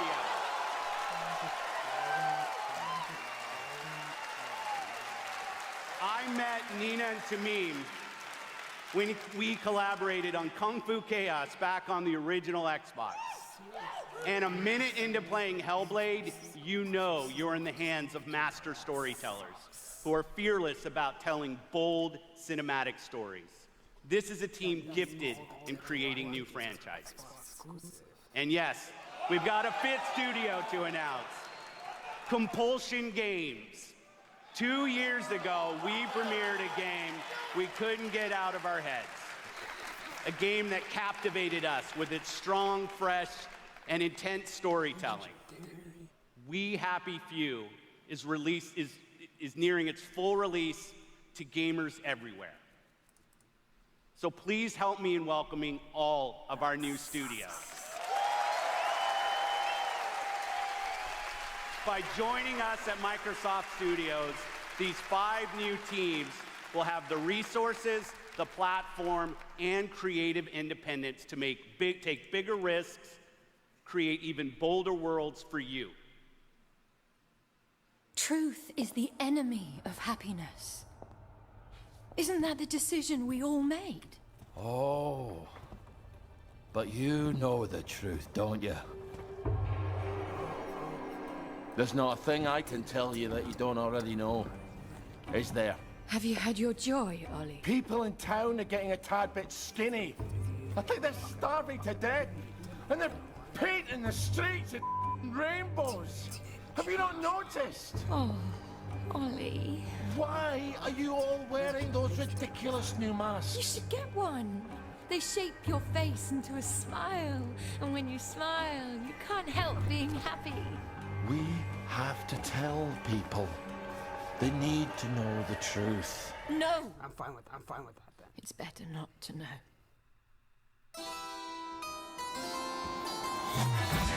Wakey, wakey, everybody. And it's another fabulous day in Wellington Wells. Do what you should be doing, and you never have to worry. Sally? Arthur, we're practically the only two people in this entire city not stoned out of our minds on joy. It's not a lovely day for it.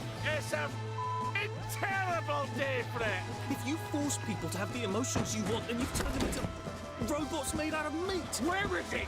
Where's the blackberry? You've gone too far this time.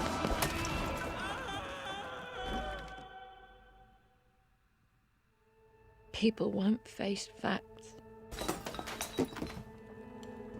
Not until we take their joy.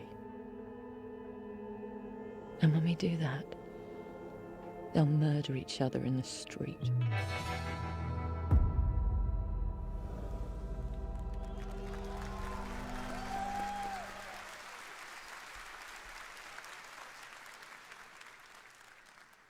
Exclusive.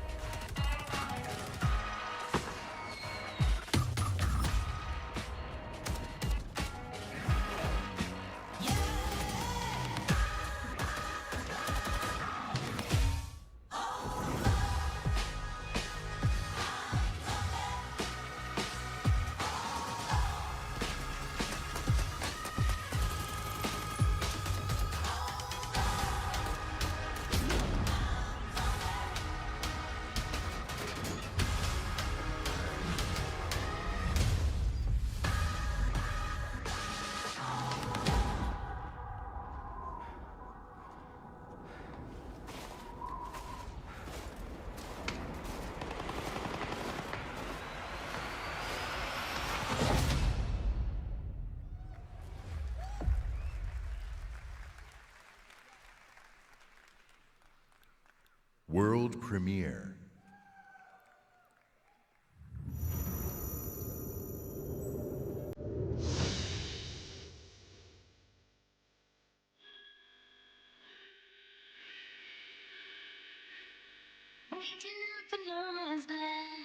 Take a breath and take a chance.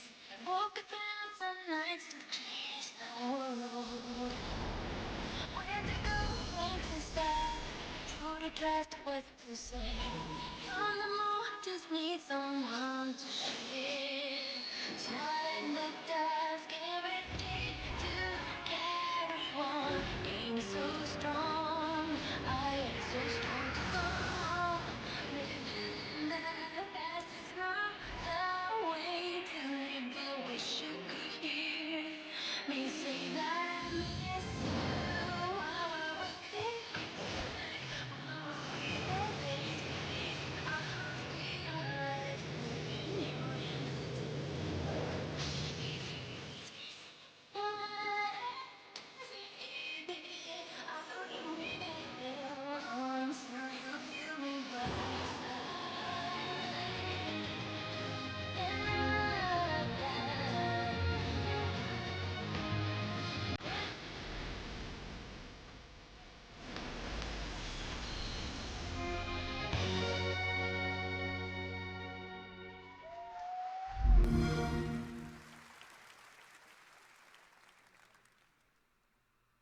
World premiere.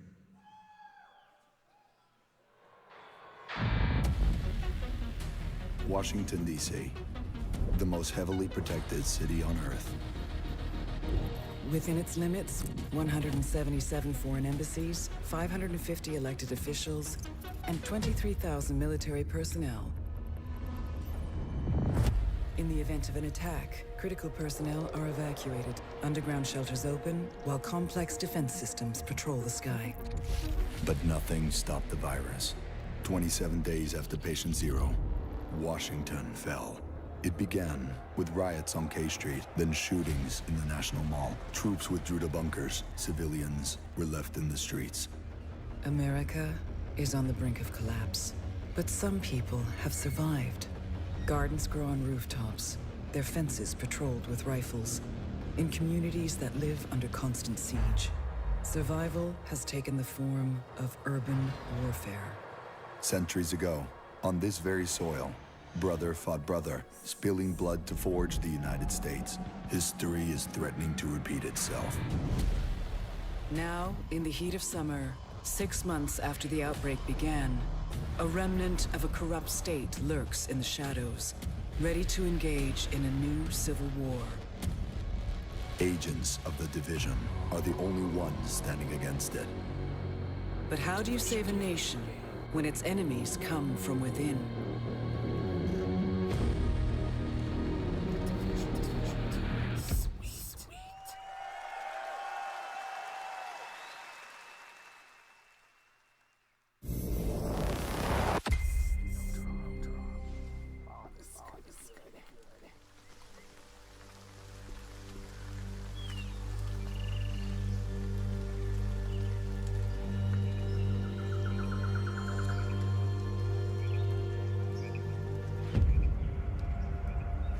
That crash site is just ahead.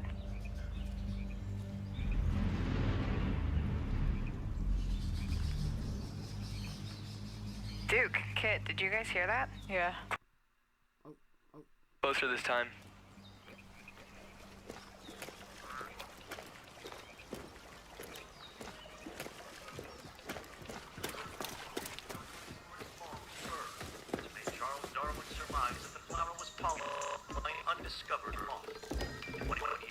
Look at this parachute. Dropped right through the ceiling. Let me see if I can get this. Oh, that'll come in handy.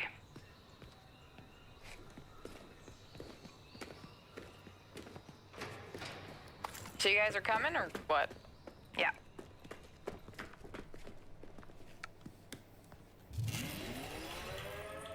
Oh, Merry Christmas.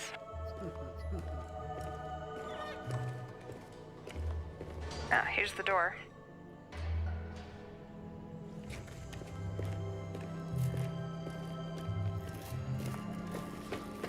Karpinski, it's the division. Alright, let me just talk to this guy. Glad to see you. We got a boy here who's gonna die without his meds. Those True Sons assholes confiscated them, along with most of our drinking water. Up around Okay, Pinwater Station. meet us at the sinkhole? Yep. Okay, sure.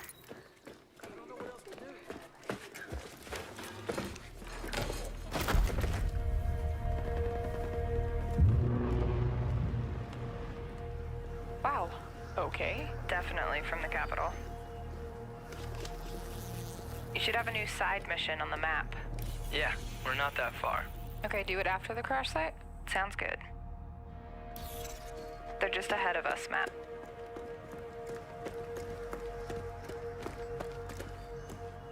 Hey, I see you. I'll be up in a sec.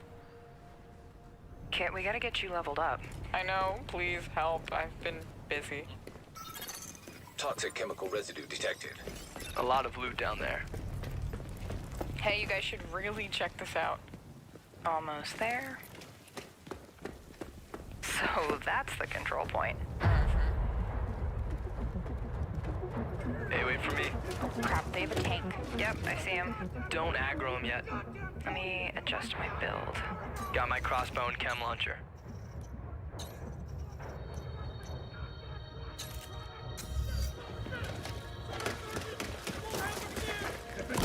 Chem cloud out.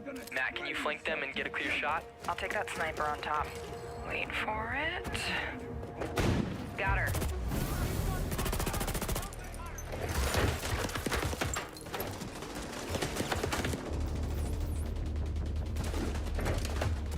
Matt, look out. All right, let me try to get that tank off you. More bad guys on the other side of the plane. Grenade, grenade! Dude, come on. Yep. Matt, I need your help. Over here.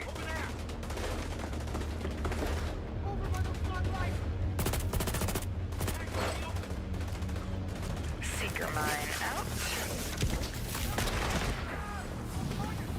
Whoa! Oh, I'm stuck. Use a little help.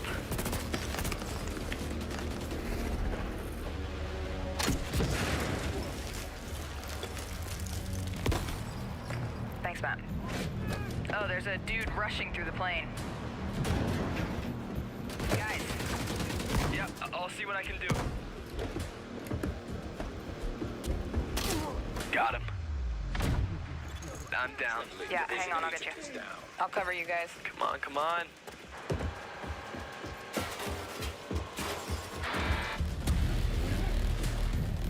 Get that weak point.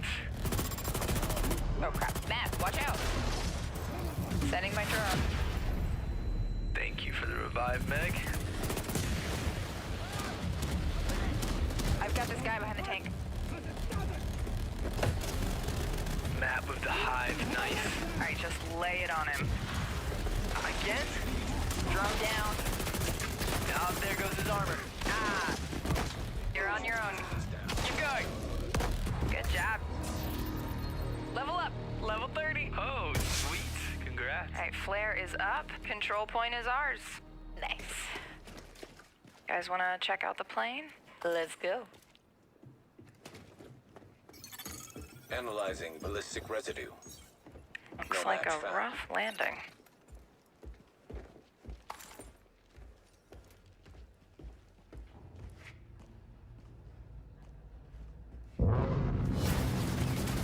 Jesus. Whoa, that's nuts. Let's check it out. Great idea. Let's just die. So, game plan. Take the capital back. I think we're ready. 3, 2, 1, go, go, go, go, go!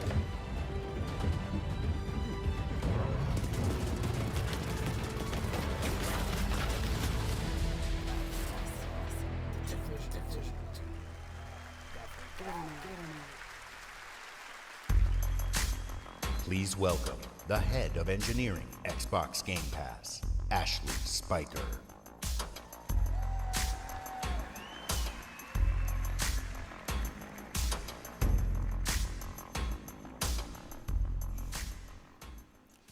This is a special time for gamers. We've never had so many incredible games to play. Storied franchises, uncharted worlds, new releases, and cult classics. Genres we love, and genres we'd love to explore. There's only one problem. Too often we are forced to choose one amazing game over another. So we set out to solve that problem. And to answer the question, what if you didn't have to choose? What if you could play them all? The answer? Xbox Game Pass. A way to give gamers the ultimate freedom to play. And your response has blown us away. Not only are you playing more games, you are spending more time gaming. Freedom of choice is leading to more discovery, more play, and more fun. And we couldn't be more inspired to keep building and unlocking more for you. So for the last year, we've been working on how to give you faster access to all those games. We leveraged the machine learning expertise we have at Microsoft and invented a way to start your games twice as fast. And naturally, we're calling it Fast Start. Unlike the current ready-to-start system, which is manually configured, Fast Start uses machine learning techniques based on how gamers actually play games. And Fast Start is designed to get better as the algorithms and parameters are refined over time. I'm pleased to announce that Fast Start will launch for select titles in the June update coming later this month.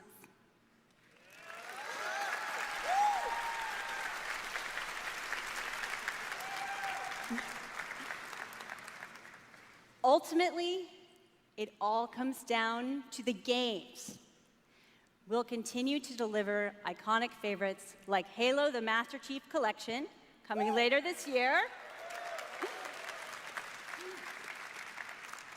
We also plan to release all new exclusive games from Microsoft Studios, including Forza Horizon 4, Crackdown 3, and more, into the Xbox Game Pass catalog on the same day as their global release.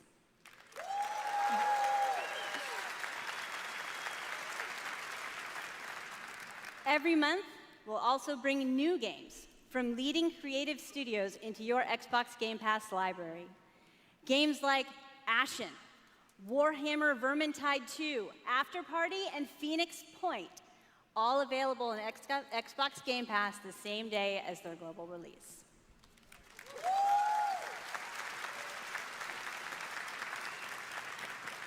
So that's what's next, but let's talk about what's happening today. Tom Clancy's The Division.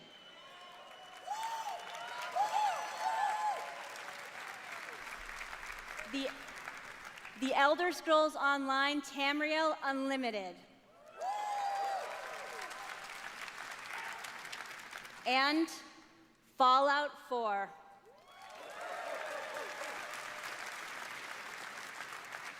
All enhanced for Xbox One X in gorgeous 4K, and all of them playable today in Xbox Game Pass.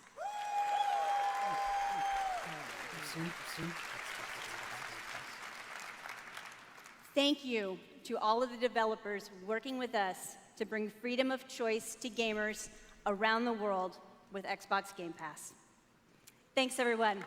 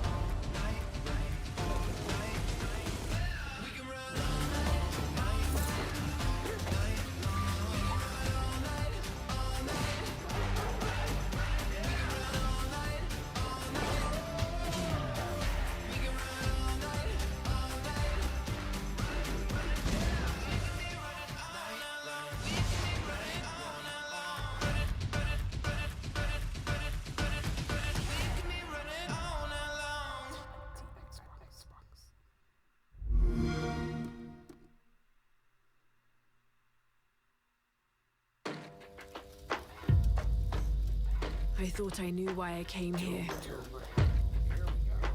I saw it. The end. It was so vivid. But now the truth feels further away than ever. I still have so many questions. You said you were going out, but I heard you through the wall.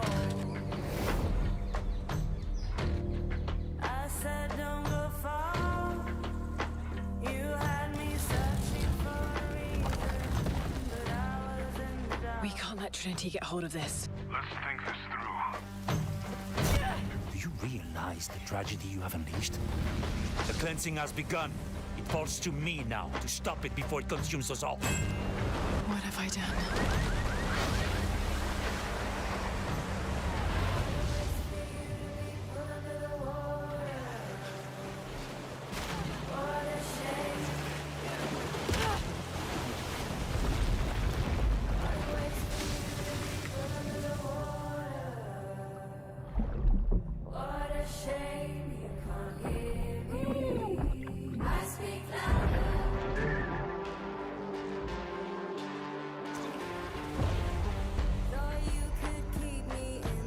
I know that it's not practical. I know that it's hard to believe.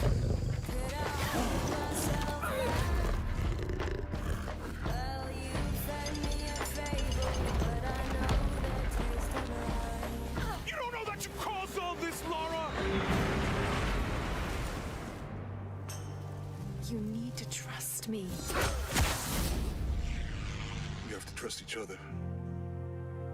I speak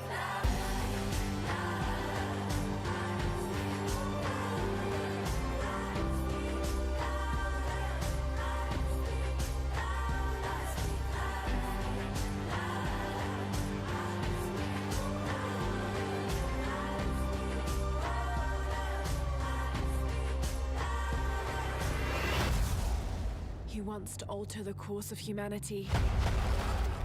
If you had that power, what would you do?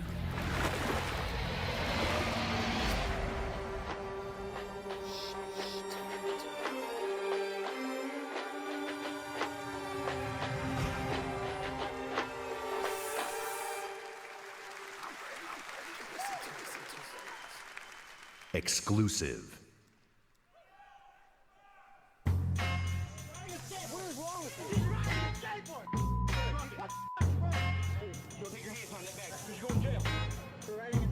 They say I'm like Bruce Willis, unbreakable, die hard. True sickness, put this mic on the tripod. But I'm not Chow Yun Fat. Break 'em, still a pillar of stone. Blows into your skull. Mash on your whole militia like a Hannibal. Imagine you the antelope and I'm the king of the jungle. Animal instinct, phenomenal stamina. Just think about a man on the brink of insanity. And it's me, you not a rapper, you a movie star. Checking who we are, be the booty tall. Molotov cocktail. Checking you'll get scored as who regardless. A marvelous, majestic. Nope. All my power harness shit, my spoken word like a Voltron sword. And these poems close to arsenic, every madly, deadly comes The powers that be, it's in you, it's in me, and MC, that's all we know. the powers that be, It's in you, it's in me, in MC, that's all we know. The powers that be, it's in you, it's in me, and MC, that's all you know. the powers that be, it's in you, it's in me, In MC,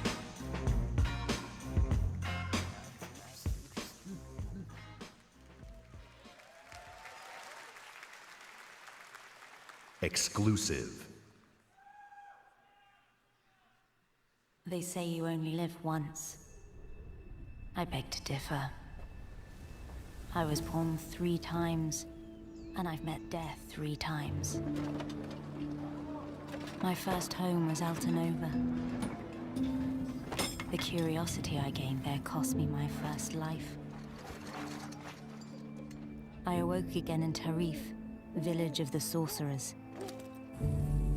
I once thought that this would be my true home.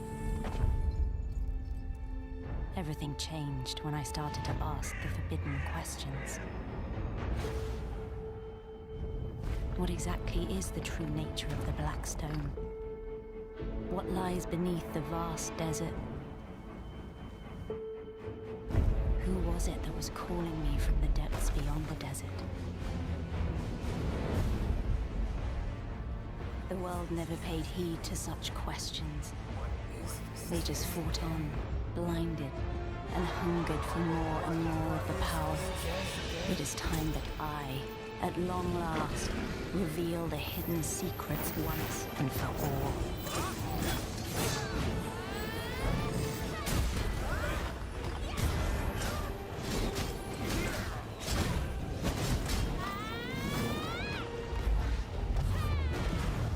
Come to me, if you dare to learn your true wretched self. Behold, I am Elezra, The darkness born from the desert.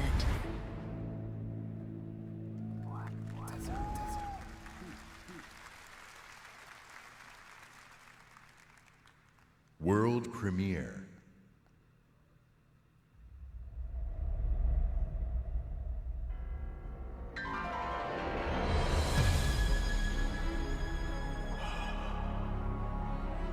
We've known each other a long time. Hold the line! Hold the line! Nothing gets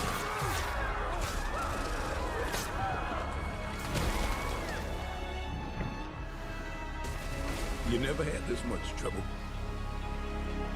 You gonna make it through this?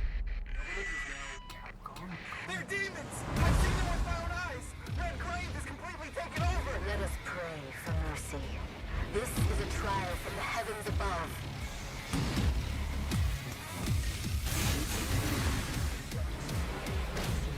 Hey, honey. Need assistance?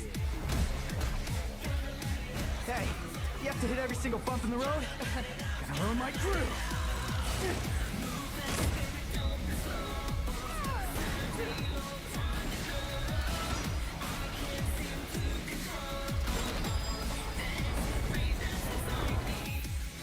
Cheer up, crew cut. You taking notes?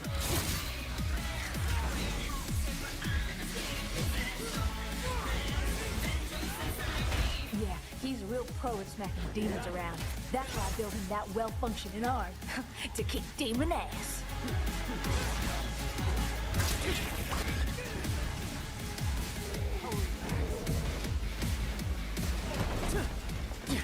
What?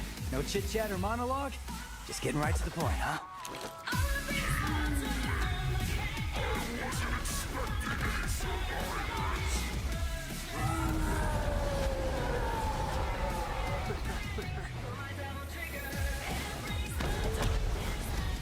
My brilliant badass work is worth every dime, you know it. Cash first.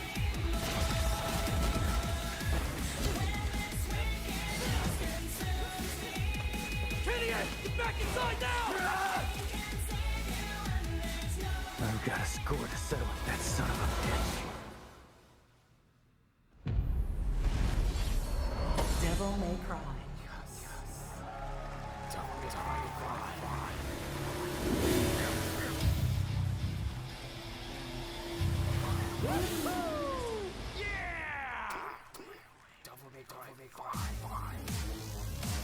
Please welcome, from Capcom, producer Matt Walker and director Hideaki Itsuno.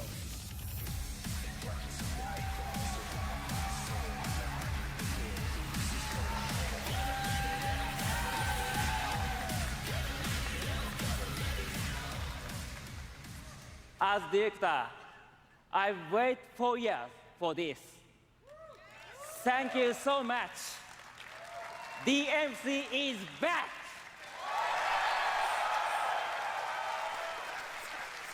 English is hard. Matt, you do it. Of course. It's been 10 years since Devil May Cry 4 was released, and fans have been asking for a true sequel ever since. So this is our response, loud and clear, that we hear you. Devil May Cry and Hideaki Itsuno are back!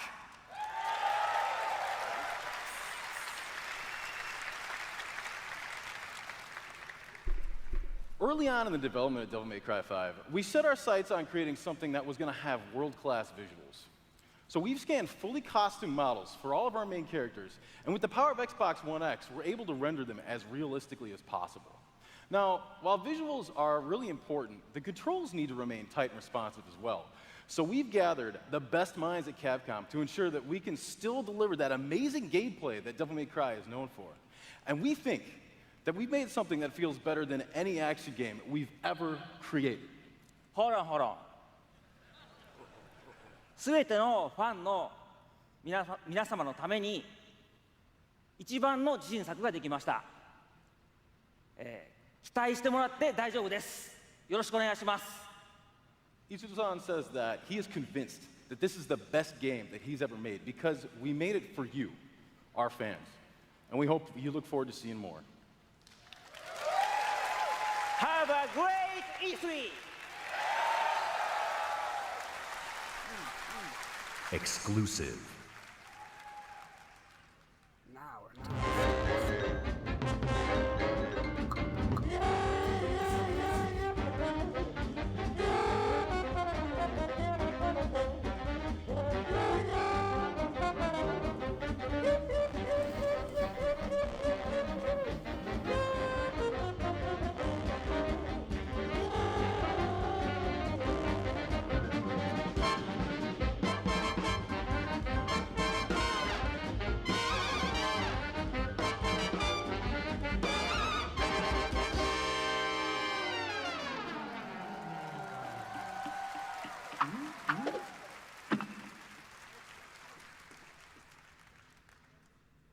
Exclusive.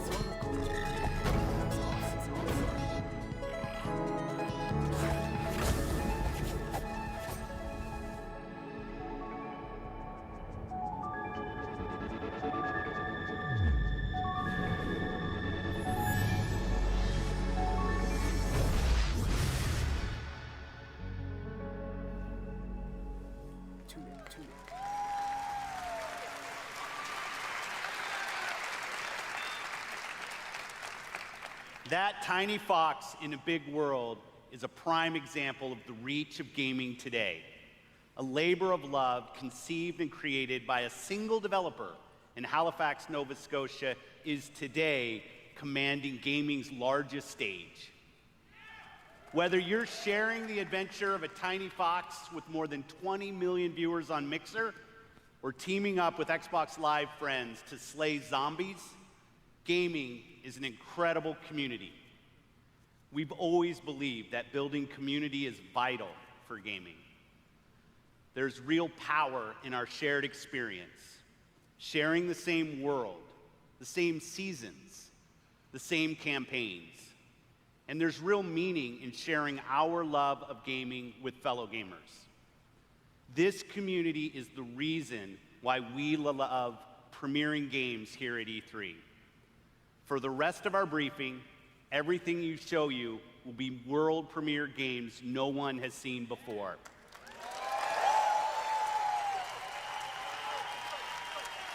Starting off with something entirely new from our friends at Bandai Namco.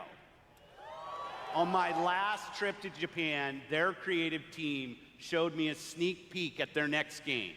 Now, you get to see the first look. World premiere. There are worlds that exist, separate from our own, where the impossible is reality. They consist of both good and evil. These worlds were never meant to meet. But things have changed. Now, they have begun to merge as one. And our last hope are the heroes we could only imagine, uniting to fight for our survival.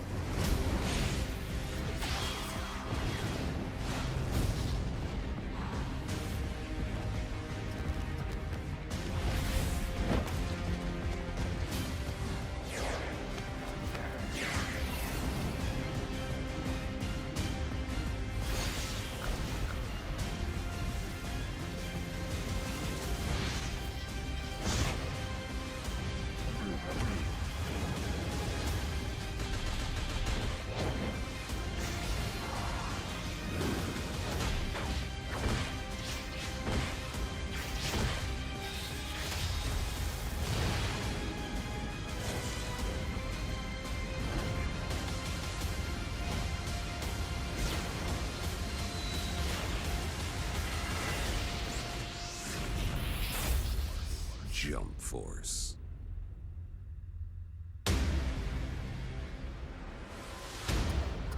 Unite to fight.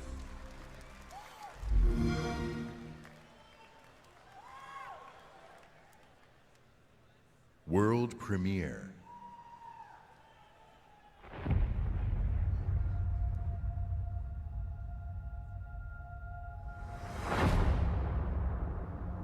It's been 15 years since the fall. The city is a corpse, and we are the worms. We burrow in it, fighting for every useful piece of land to preserve ourselves from the terrors of the night and the horrors of the day. I know not who can hear my voice. I shall therefore speak a word unto here. Anyone who dares to steal food will be hanged, and their bodies will be exposed. Every day we rise from dust to choose between bad and worse.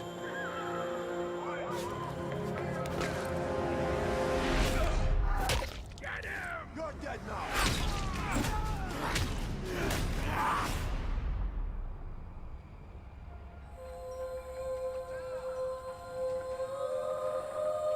And these choices we take to survive will create the world to come.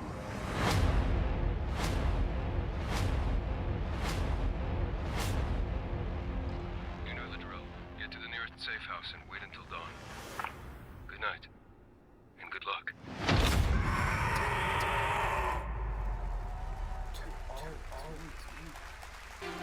Please welcome narrative designer Chris Avalo.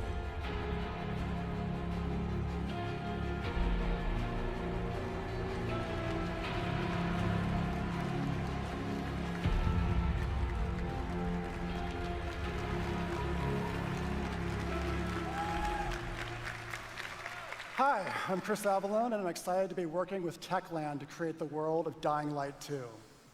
Dying Light 2 is everything you'd expect from a bold sequel to the first game. A fluid parkour system with improved natural movement, deep and tactical first-person melee combat, and of course, terrifying nights when the infected emerge from the depths of the city to feed on anyone they can find. At the same time, we invite you to a new vision of the post-apocalypse, a bleak and unforgiving reality that we call the modern Dark Ages. Today, however, we want to give you a look at one of the impressive new features of Dying Light 2, a technical and narrative advancement for the franchise. Dying Light 2 will be the first in its genre where your choices have genuine consequences in the game itself. From how it looks, how it plays, to the events that occur, everything in the game world can change based on your decisions. The following demo throws a bit more light on this.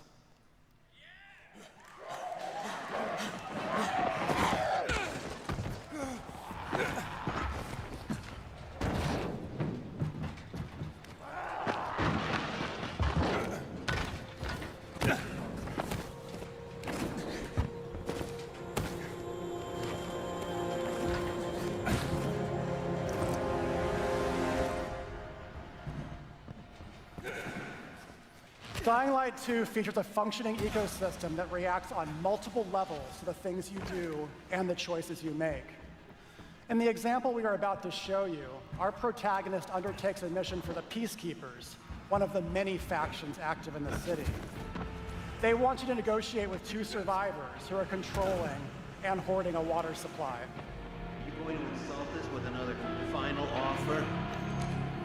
Let's say you choose to carry out the Peacekeepers' orders, one way or another.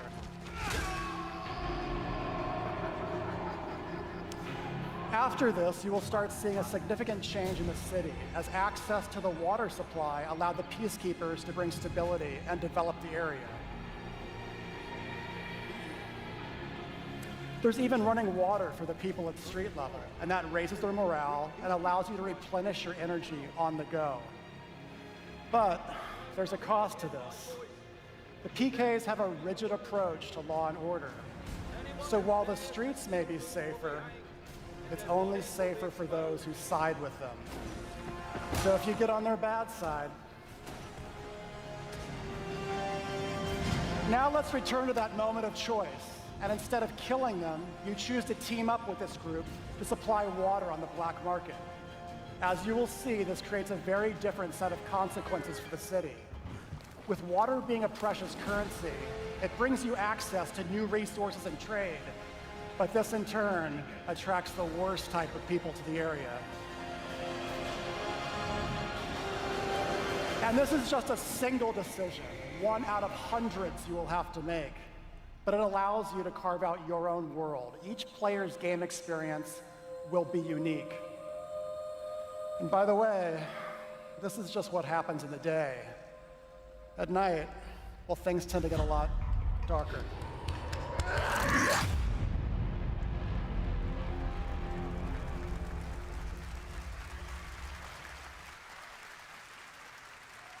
Exclusive world premiere. A lot of time has passed.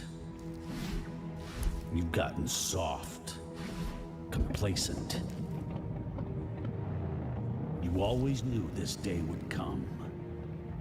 You always knew the three of you would be needed again.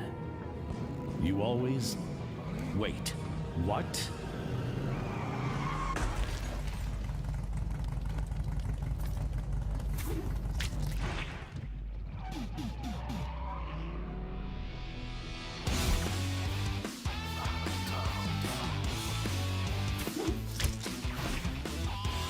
A brand new game featuring body-morphing genre mashups, 3-player couch co-op, 4K hand-drawn 2.5D graphics, and broad, non-specific feature declarations. They're back.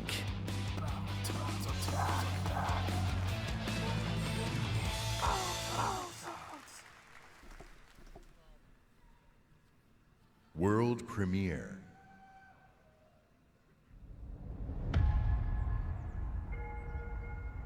I was born to fight wars that no army could win. There was no fear, no failure.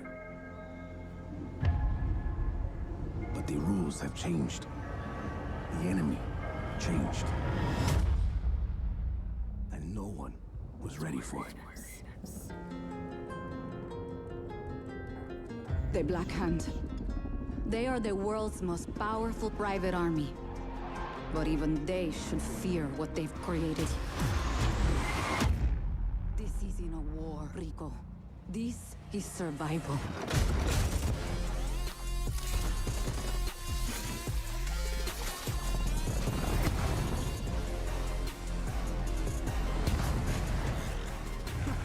Another just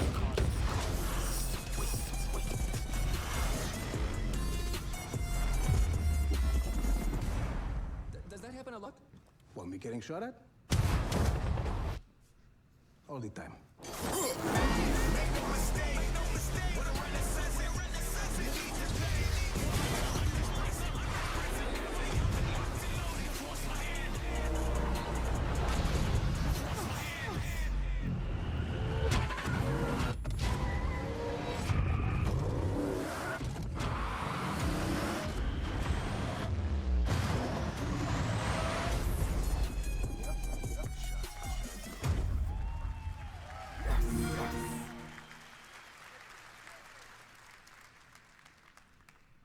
World premiere.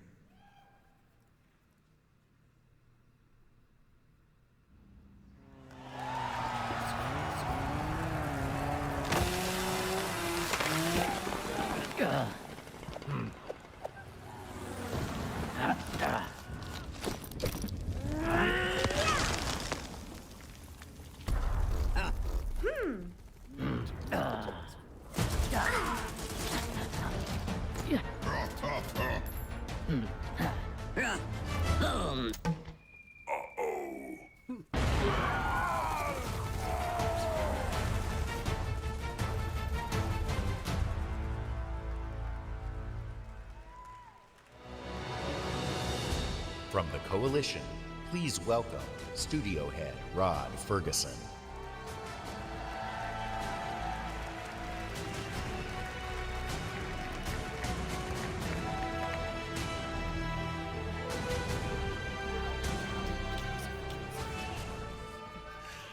13 years ago, when I began my Gears of War journey, we had no idea how big this franchise would become. And as it's grown, we've dreamed of taking it to new places in different ways to reach even more fans. And that's why today we're announcing Gears Pop, a collaboration with our friends at Funko to bring a unique mobile spin to the world of Gears. And mobile is not the only new place we're going. I'm excited to also announce a true Gears of War PC experience in a completely different genre, Gears Tactics.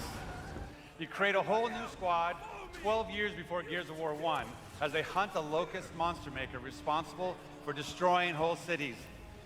It's our take on the classic turn-based strategy genre with a character-driven story, faster, more aggressive gameplay, a customizable squad and equipment, and of course, it wouldn't be a Gears game without a massive boss battle.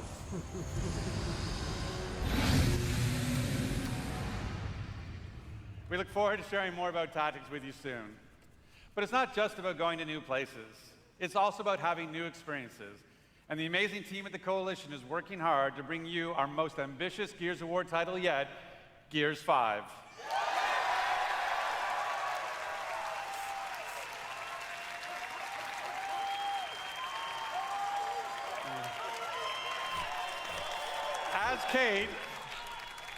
As Kate, you'll journey across the biggest and most beautiful world we've ever created, with the war for humanity escalates on two fronts, outside the capital city and within Kate herself.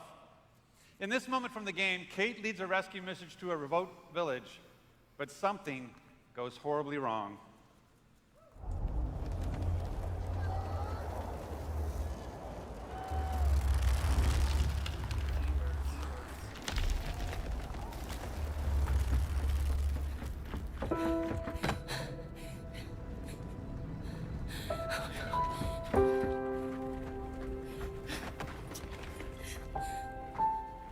Kate. No. Kate, you can't see this. You don't want to see this. I'm sorry.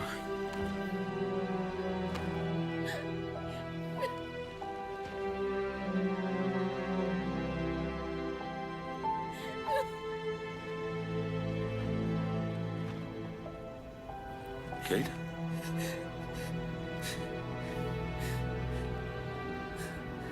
I'm sorry.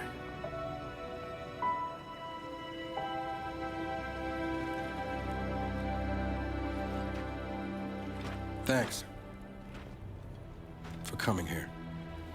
Of course. Can I recommend we maybe get these people out of here? Hey, just slow down. No, Foz is right. We need to move. What are you talking? He's dead, man. Give her a minute. She'll get her minute in the Raven. What the hell is wrong with you? Del, we need to leave. I'm not going. Excuse me? For months now, I've been having these dreams. Nightmares. But I think they were messages. What? Something's happening to me. It's your grandmother's? Enough. We'll deal with this later. Foz, round these people up. I need help. There's a place up north. I think we can find you answers there. No. Absolutely not. We have orders. You'll go with me? God damn it, both of you, listen. I'll go with her. Look, if you're missing, Jen will notice. Okay. I'll push Jack the coordinates. No, Corporal. You are coming back to New Ephira. That is a direct order. Well, Captain, screw your order. This isn't about you, it's about me. I need to fix this. Hey, watch her. Her necklace? That's a locust symbol. Yeah, so? She would never be our enemy by choice. I know that. Because she would die for us. I know that. But what if it's not her choice?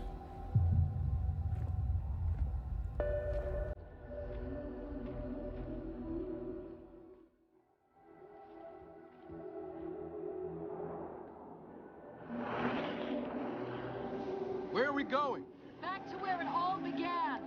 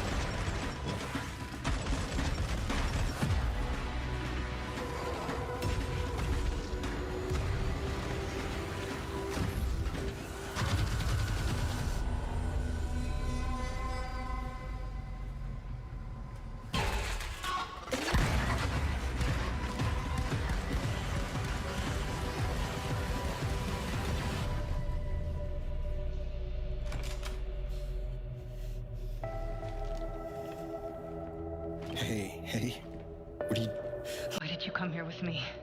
What did JD tell you?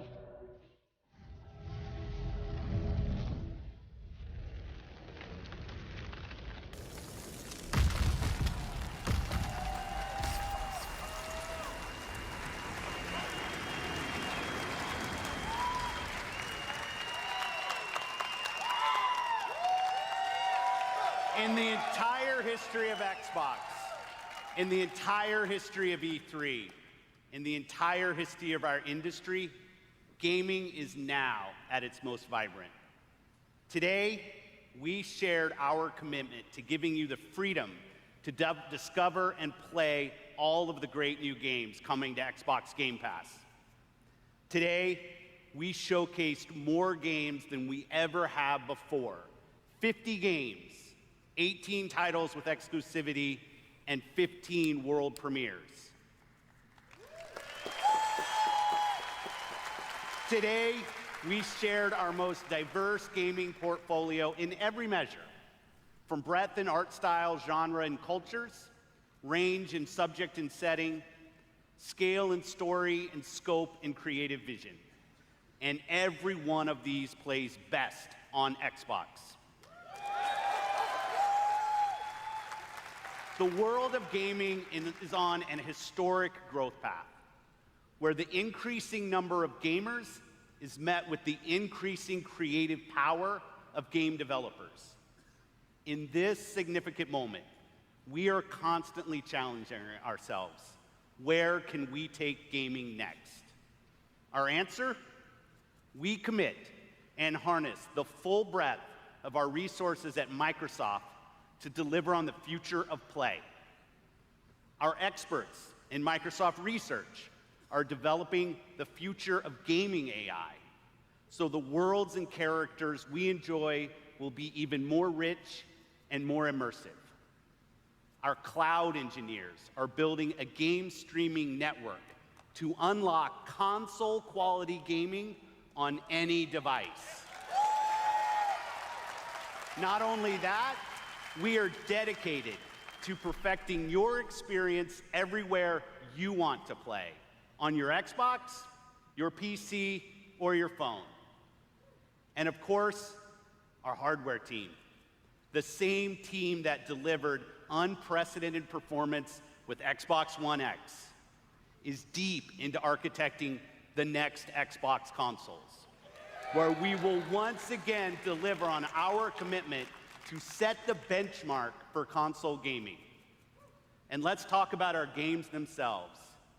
We are committed to building an industry-leading first-party studios organization. And as you saw earlier, we are making one of our greatest single-year investments in teams by adding 5 new creative studios.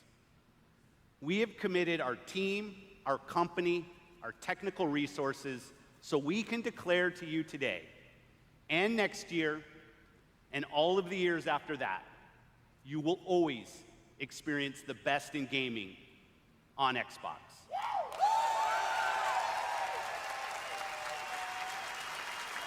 So choose the games you want to play. There are worlds to be saved, heroes to be made, and legends to become. Together. Thanks, and have a great Easter.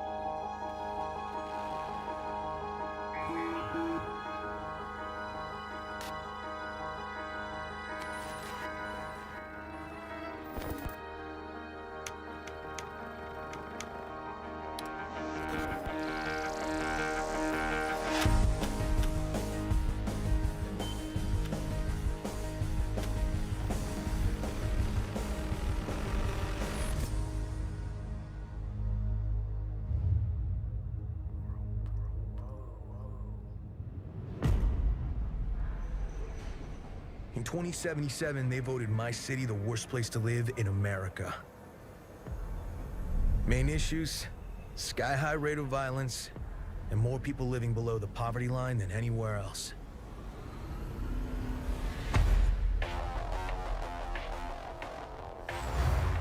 Can't deny it, it's all true. But everybody still wants to live here. This city's always got a promise for you.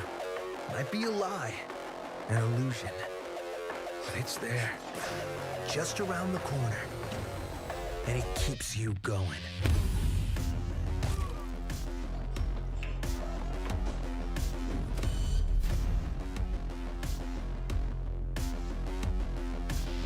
It's a city of dreams. And I'm a big dreamer.